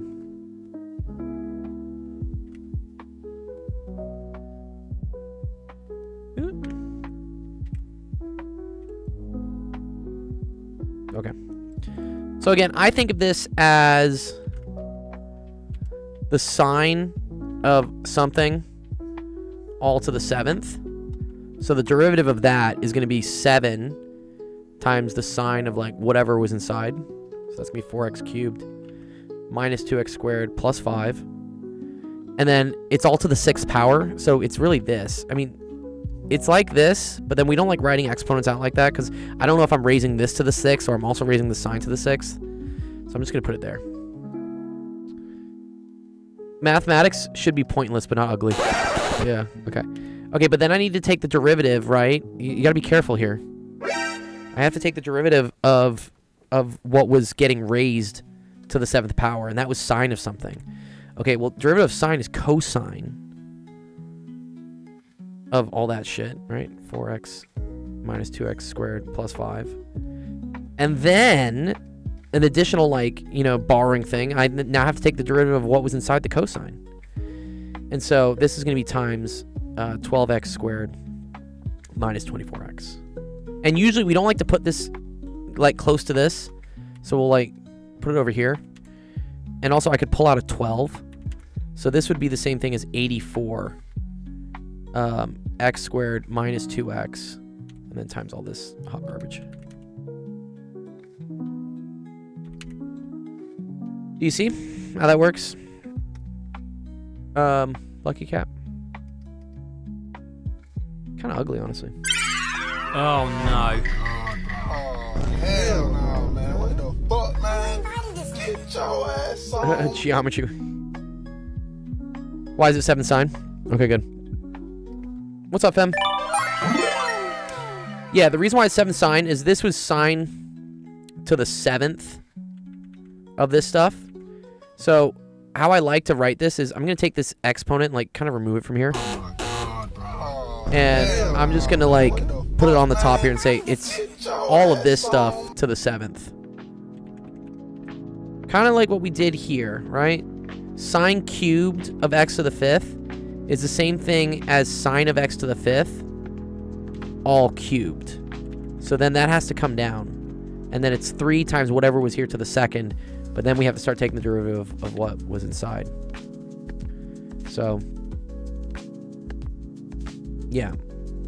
So this comes down 7 times my original thing to the 6th. And then I have to take the derivative of sine. Well, derivative of sine is cosine of all that shit. But then times all the shit that was inside the cosine as well. Yeah. It's kind of annoying. Wow, this is super fun.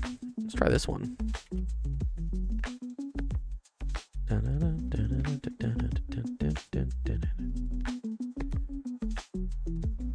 Okay, let's try this. So sine of cosine of things. Okay. So first of all, I'm gonna like just pretend it's just sine of something. So the derivative of sine of something is gonna be cosine of whatever that stuff was. So cosine of 5x squared plus 6x. Okay. But then I have to think, okay, so I did cosine of whatever. So it's cosine of whatever's in there, but then I have to take derivative of whatever's inside there. Well, derivative of whatever inside there is cosine of something. So that's going to be times the sine of whatever that something was. And then additionally, because I didn't just do the derivative of cosine of x, I did the cosine of 5x squared plus 6x, I then have to take the derivative of what this is. And that's going to be your 10x plus 6. So here's kind of what happened. You did sine of all this stuff is then cosine of all this stuff. But then the derivative of that is sine of all this stuff. Oh, you're right. Sorry, there was a negative. Thank you. Yeah, okay, sorry. I forgot the negative. Derivative of cosine is negative sign. And then you have to do the derivative of all that shit. So this is like another ddx. It's kind of like how I like to think about it.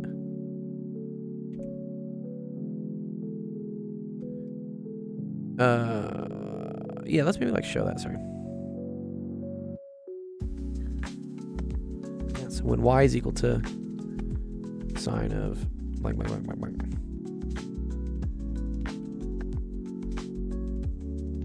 then that implies that dy dx is equal to, you're first doing the derivative of sine, which is cosine of everything's inside.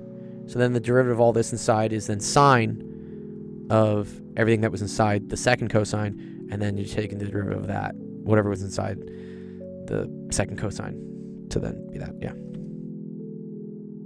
Does that make sense, Gladiator? Or, sorry, Lucky Cat?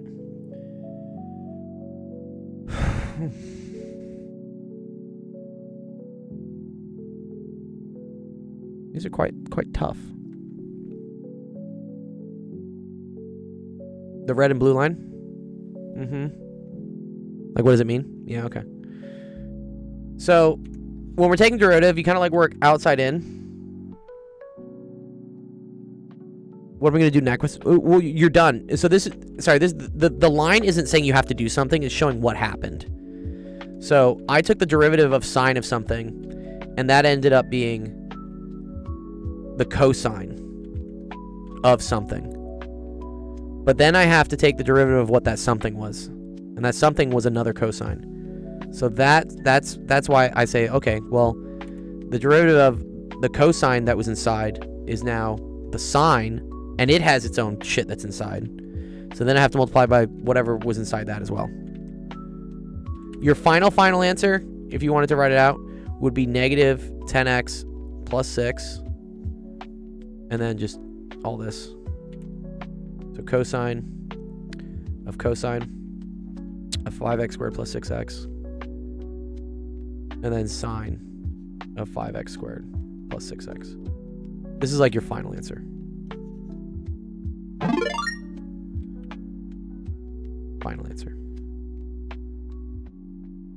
Just because we don't like these things like hanging around here. You got it? Okay, cool. Let's do this one. This is a product rule. It's all about kind of like thinking about things abstractly, is what it is. Okay. So in this case, I'm going to pretend like this whole part here is like A. And then this whole part here is B. And I know that like dy dx of AB, or A times B, right, is the same thing as A prime B plus B prime A. Okay? So this is where it can be kind of helpful to just build a table of stuff first. So we already know what A is. Ooh, we got some number theory questions. Okay. We'll see how much time and mental stamina I have for them. For whatever reason, I'm just pretty tired today. I did have a long weekend, I guess. Okay. A is this. Let's figure out what A prime is, right? Well, that's easy. We just figure out the derivative of this, right? So that's negative 28 x to the third plus 15 x squared minus 8x. Great. Let's go figure out what B is. B is a little bit complicated, right? B is sine to the 12th of 5x to the 4th plus 2. So B prime, this is where this is going to be a chain rule, okay? Because I kind of like to think about this as, so it is equal to that. It's going to be equal to the sine of 5x to the 4th plus 12 all to the, sorry, 5x to the 4th plus 2 all to the 12th. Okay, so when I take the derivative, this comes down. So that's going to be 12 times my original thing, right? Which is sine of 5x to the 4th plus 2. And then that's all to the 11th. And then times the derivative of what the sine thing is. Well, derivative of sine is now cosine of 5x to the 4th plus 2. And then I got to take the derivative of what's inside the cosine, and that's going to be times 20x. So then your final one for this is going to be 240x. I'm going to move the exponent back in. I'm going to say sine to the 11th of 5x to the 4th plus 2. Cosine of 5x to the 4th plus 2. So this is the tricky one. It's figuring out b prime. And then, so now putting it all together. So you can just say, okay, cool. It's equal to a prime times b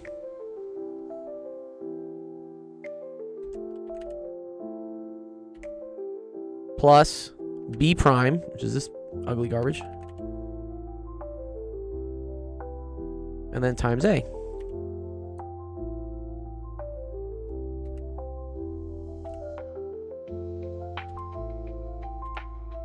Okay. And then, I mean, could you simplify this? No. Not really. Because you got like sine to the 12ths, and you got...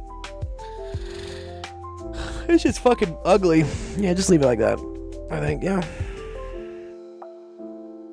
I'm sure Wolfram could say you could combine some terms. Just leave it how it is.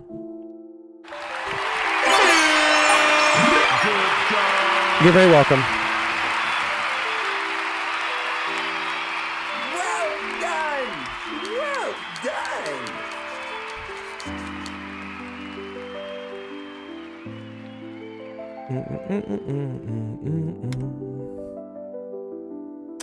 All right, nice. We'll add that to our queue. Or add that, sorry, not to the queue. Or add that to our Discord. And then...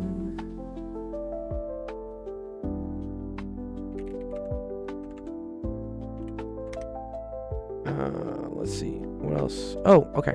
I can probably do at least one more question on the queue. Let's see what we got.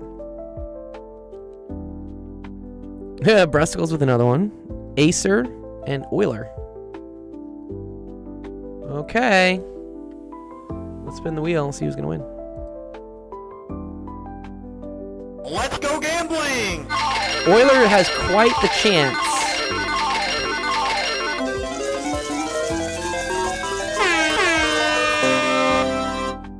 But I feel like you said this one is a differential. This is a JE question. Aw, dang it. Big money, big money. What's up, Flask?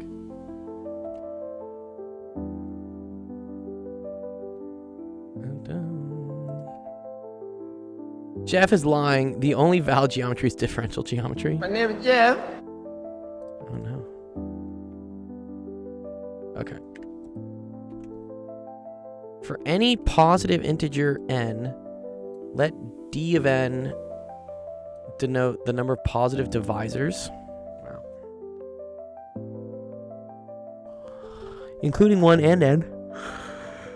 Determine all positive integers k such that the divisors of n squared is equal to k times the divisors of n for some n.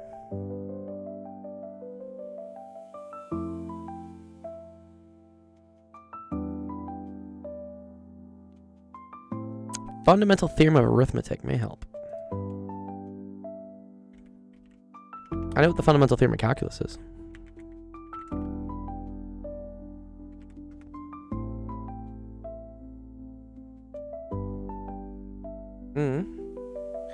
The fundamental theorem of arithmetic asserts two things.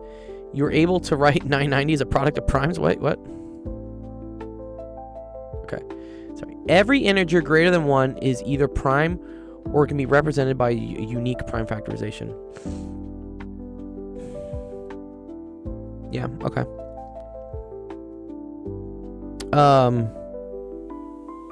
Okay, for any so for any positive integer n, we're saying that the divisors of n squared is equal to k times the divisors of n.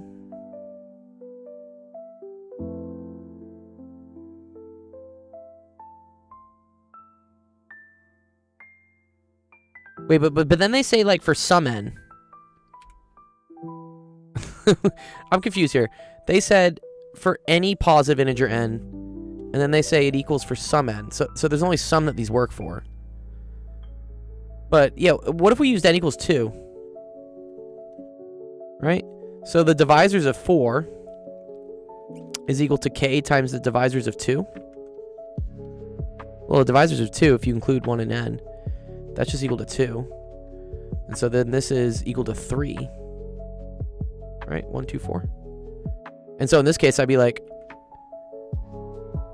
so k isn't an integer. Oh, Oh, fascinating. Oh, okay. Yes, I do agree. Yeah, if n were equal to 1, right? Well, the divisors of 1 is equal to 1 times the divisors of 1, and k is an integer. This is sometimes where we use, and I need to get better at this. What are they called? The equations that like force things to be integers? What's the name for these things? Equations. Diophantine. My name is Jeff. Thank you, Jeff. Yes, Diophantine. Is your mic working, Brascles? It says you're green, but I can't hear anything. Apparently, I muted with my actual headset. Oh no. Oh, now you're back. Sorry. Yeah, just want to use some like product stuff. Also, apparently I was muted, but the points for voting are kind of like weird and funky if you submit them at 2 separate times. Yes. So like him and Acer his first question should have been was at 360, and then he submitted another question. Mm-hmm. And then it split both of them in half instead of still giving him the 360 that he should have got split across 2 questions. Which I noticed. Oh.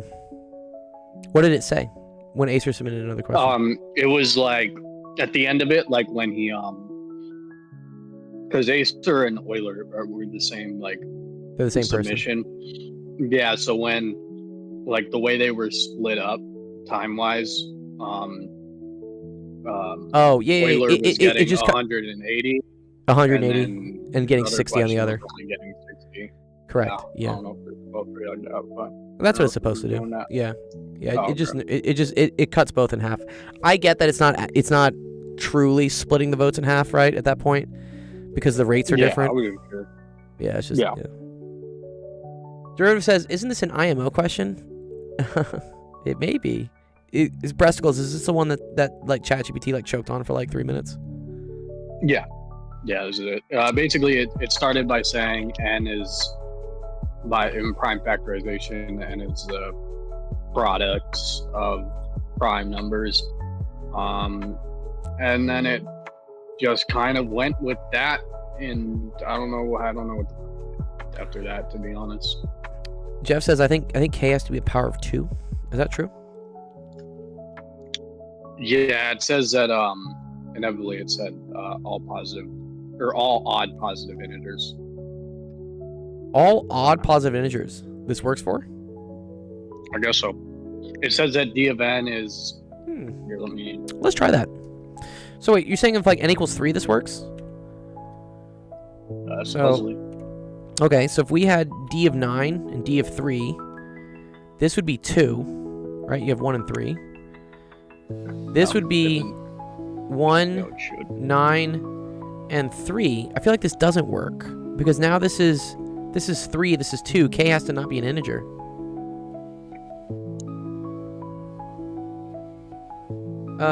Because you can find a number of divisors by multiplying prime powers plus 1 for n.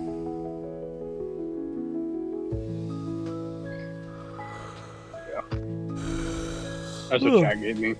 Alright, let's see. But I'm mentally incompetent after computer architecture, so I don't really follow it. Yeah, no, same. I'm pretty vibed out right now. I think I just need to eat. I haven't eaten today, really. I had like a burrito at like 1 o'clock, like a tiny one.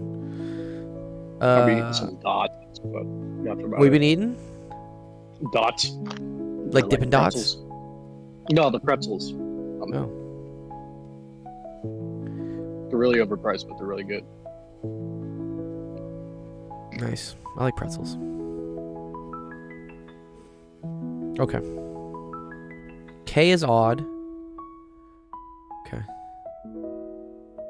Therefore, the required positive integers is all odd positive integers. Yeah, I feel like that doesn't work here. It did not work for n was equal to 3. I think it means K is odd.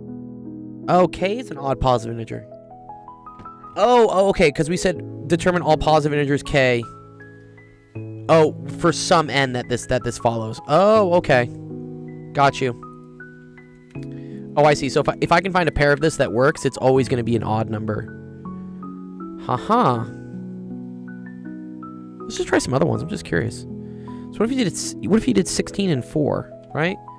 This would be 1, 4, and 2. 16 would be 4, 2, 1, and 8, right?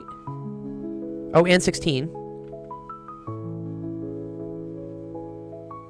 Well, that doesn't really work then, no, right? Yeah, 4, 2, 1, 8. Oops. Oopsies. The squaring part's interesting. I guess because whatever the prime factors are, if you square them, you're creating... let's think about that, right? So 4 has 1, 2, and 4. And then 4 squared has 5. So what do? We added 2 prime factors. What if we go to the third? What are all the factors of 64? Wait. Okay, wait. If 4 is equal to 1 times 2 times 4, right? And then I square it, right? That's the same thing as squaring all the prime factors. Or these aren't even prime factors, sorry.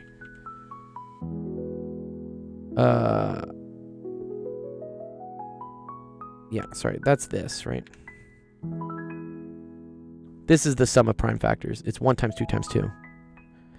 So then this becomes 1 times 2 times 2 times 2 times 2. And then I guess you're figuring out, oh, look, I can make a 4. I can make an 8. I can make a 16. Oh, okay.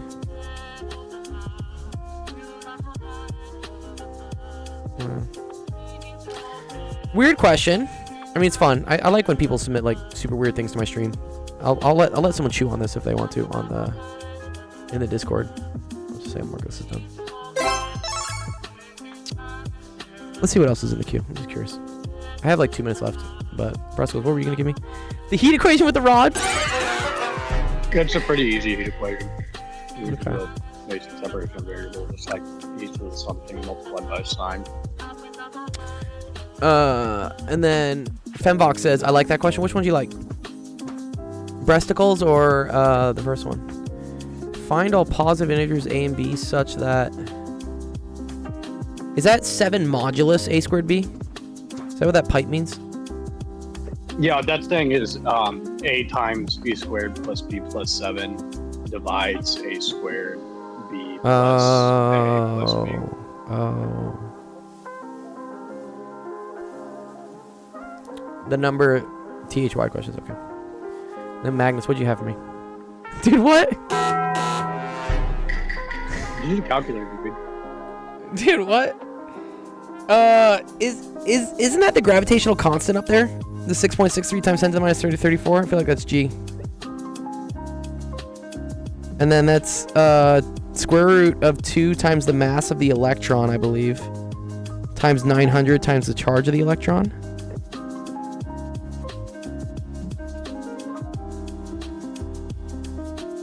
What's up, Luke?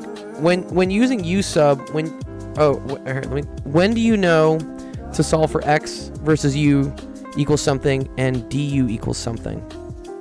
Oh, okay. Here, let me help Luke out real quick. This is probably an easy thing for him to. Yeah. So let's say, for instance, you're asking Luke, like, how do I pick like which thing is du or which thing is u? So a lot of times, let's say we had like 3x to the second and then cosine of I don't know, like 5x to the third plus 2, right? And we had to do this like dx. So this looks like kind of a messy integral, right? You always want to pick u such that like the derivative of u, so such that du dx kind of appears somewhere else.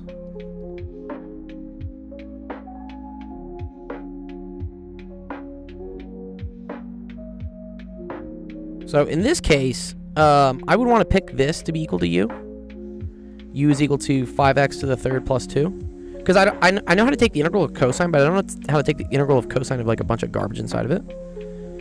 And then you got to hope that it cancels out. And it does, right? Because if I pick this to be u, watch how du would be 10x squared. And then this would be, sorry, dx. Do you notice how, right, this x squared part... 15. Sorry, 15. Yeah. Okay. Yeah, I need to stop doing math today. I can't even do fucking 3 times 5. Okay, thank you, Resticles. Do you see how like x squared shows up here as well, Luke? That's kind of like your hint. This does not need to match up. The multiplier, the coefficient, doesn't have to match up exactly. But the nice thing about this is like now when I rearrange this for dx, so watch, dx is equal to du over 15 over x squared, du over 15x squared, and like we start plugging things back in, watch what you get. So this would become the integral of 3x squared cosine of u, right? Now this is cosine of u, and then you have this du over 15x squared. What you want to happen, do you see how currently your integral has u's and x's in it? It's not good. But luckily, this part from you calculating dx, this will cancel out with this part. So now the x's are gone.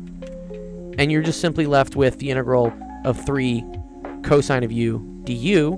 This is a very easy integral to do. This is where you know you picked the right u, because you have your final integral only in terms of u, and it's something that's easy. Oh, 3 over 15. Thank you. And then, yeah, integral of cosine of u is just sine of u. So you would say, okay, cool. So this is 3 over 15 sine of u. And then you plug back in what you had for u. So this would be 3 over 15 sine of 5x to the third plus 2. And that's how you did, yeah. The other place this usually happens a lot, Luke, is if you have something like here. Like, for instance, yeah, plus c. Oh, no. Yeah, okay. Let's say you had something like here, e to the x to the fourth, right? dx. This is another case where you'd want to pick this. Because watch, du is equal to 4x to the third dx. That shows up somewhere else. Yeah. I wasn't going to beat the dead horse, but since Fenbox did it first, I feel like it's okay. 3 over 15 is also 1 over 5. Oh my god, yeah, you're so right. Oh, no. Okay, I'm absolutely done with this. So this is another one that comes up. The other one you'll sometimes see is something like this. Let's say like cosine of x over ln of sine of x. I don't know, like dx. This is where you say, oh wait, I'm gonna choose I feel like this works, right? I think I choose this. No. Wait, fuck, how do I do this? 1 over x dx. No, not this way. No, sorry, I don't want to take ln's of things. Sorry, this is what I want to do. Yeah, let's say we had this. Man, what's the one that usually comes up with this? 1 over x dx. Yeah, okay. I now remember. Okay. Let's say 2x squared plus 3. And then this is...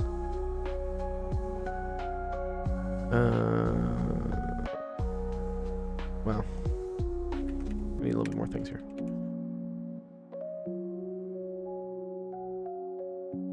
Yeah, x to the third plus 3x. This is a case of you want to choose this thing to be u. So if u is equal to x to the third plus 3x, notice how du which is equal to 3x squared plus 3. That shows up on the top. And this will eventually get you, oh, cool. I have the integral of du over u, and then this is ln of u. This happens a lot as well. If you see something on the bottom that the derivative of it is up there on the top, make that thing u, because then you'll get du over u. Okay, so Luke says, so after using u sub, you never had x's and u's mixed together. Correct, yes. Never have them mixed. If they're still mixed at the end, you can't do the integral. Oh, no. Yes, online homework would be bad. I love throwing shade from my comfy chair. Yes. I have to be careful as Dr. Gold gets to do it on my stream later. I am going to get you, dude. Okay. Alright, I'm a little over time. A little tired. I need to go eat. So, I hope that made sense to you, Luke. If you want to get more help with this and stuff, I'm going to save what we did here on the whiteboards onto our Discord. So, if you join our Discord, super fun. Here. We'll make like a cool little post for you. So I can say like, this was Luke, and then you'll see the screenshot of what we did. And then there you go. I do have a Discord, yeah. So yeah, and so then this is where all the questions get posted, and you can also ask more questions, and you can also earn points. So if you join our Discord and like react to that post there, you get points in our server, which eventually you can work up towards buying like gift cards for different gaming stuff, like Fortnite, Robux, PSN, I don't care, whatever. So the website to get everything, Luke, is it's there in the stream, the www.actualofficehours.com. You can also go to our profile, and there's a link in bio, and there you'll see, if you click on that website, there's a button here to join our Discord. This is also how people submit questions usually. If you have a homework question you want to get help with, you can type your username here, drag in the screenshot, and then it'll get added to the queue. And these are all the questions that like people submit, and we go through them. Yeah, no, it's cool. And then if you want to figure out when we stream, if you click here on streaming schedule, Luke, there's a calendar. We're the gold ones, so anywhere there's gold, that's when we stream. But then the kind of like purplish blue here is our other friend Zach, E2IPie, and he does math help as well on his streams. And so he's not on TikTok, he's on Twitch. But if you click on any of these things, it'll take you to his Twitch channel. So this is Zach's Twitch channel.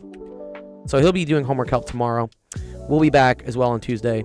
And then Penn Center's another fun person who does math homework help. He'll be helping on Wednesday.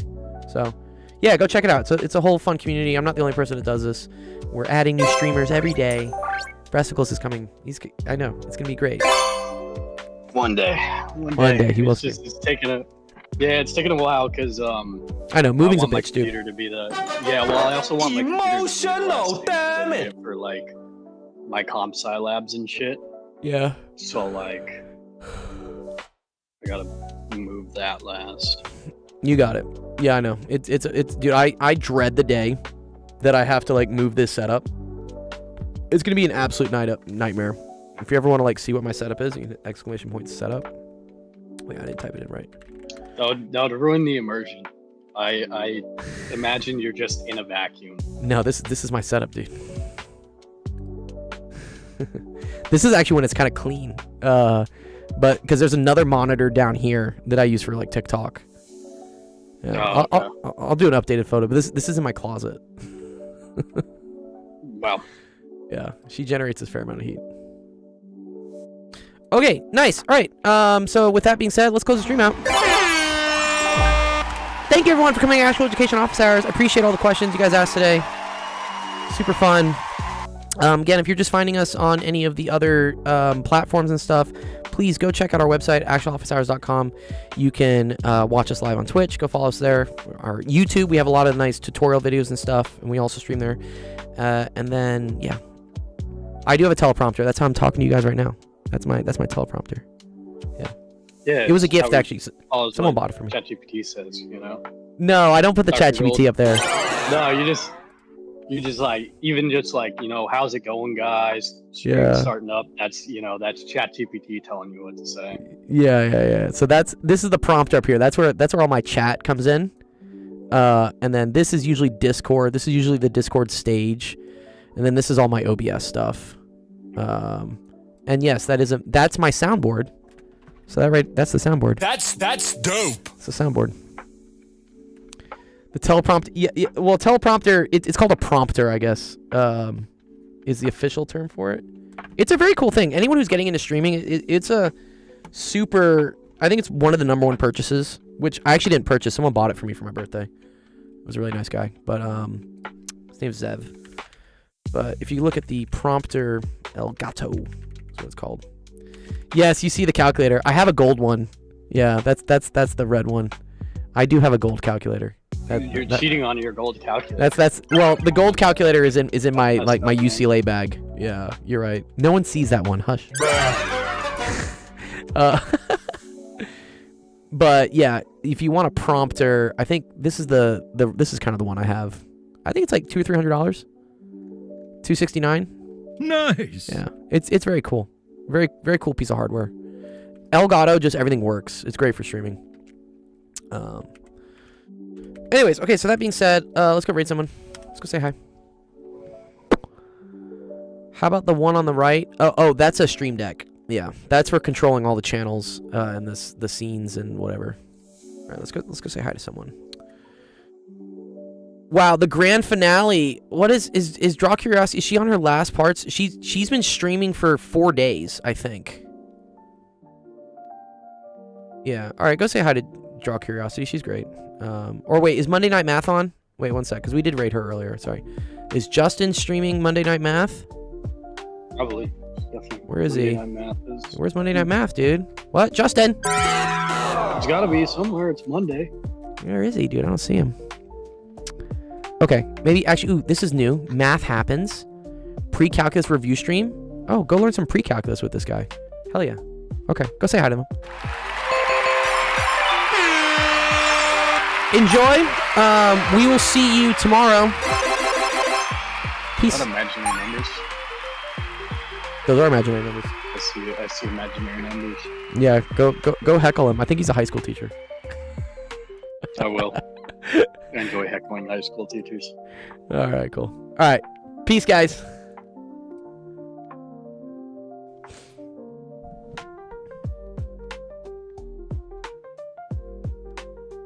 And if there was an R here, so this would be R squared. Hello, thanks for the raid from Actual Education. Appreciate you.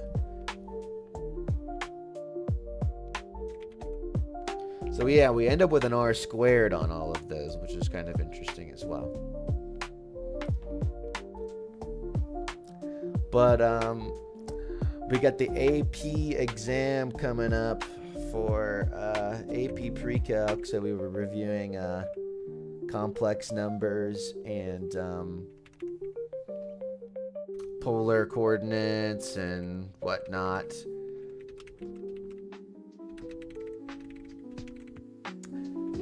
You kind of caught us on the wind down, but I do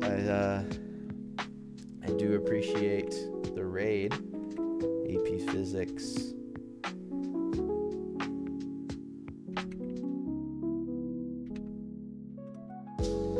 What specific AP topics were used for complex numbers?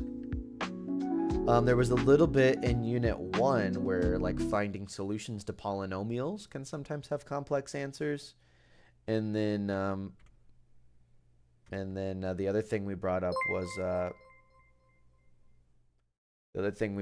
was complex numbers and polar coordinates, the polar form. So yeah, the R cis here would just be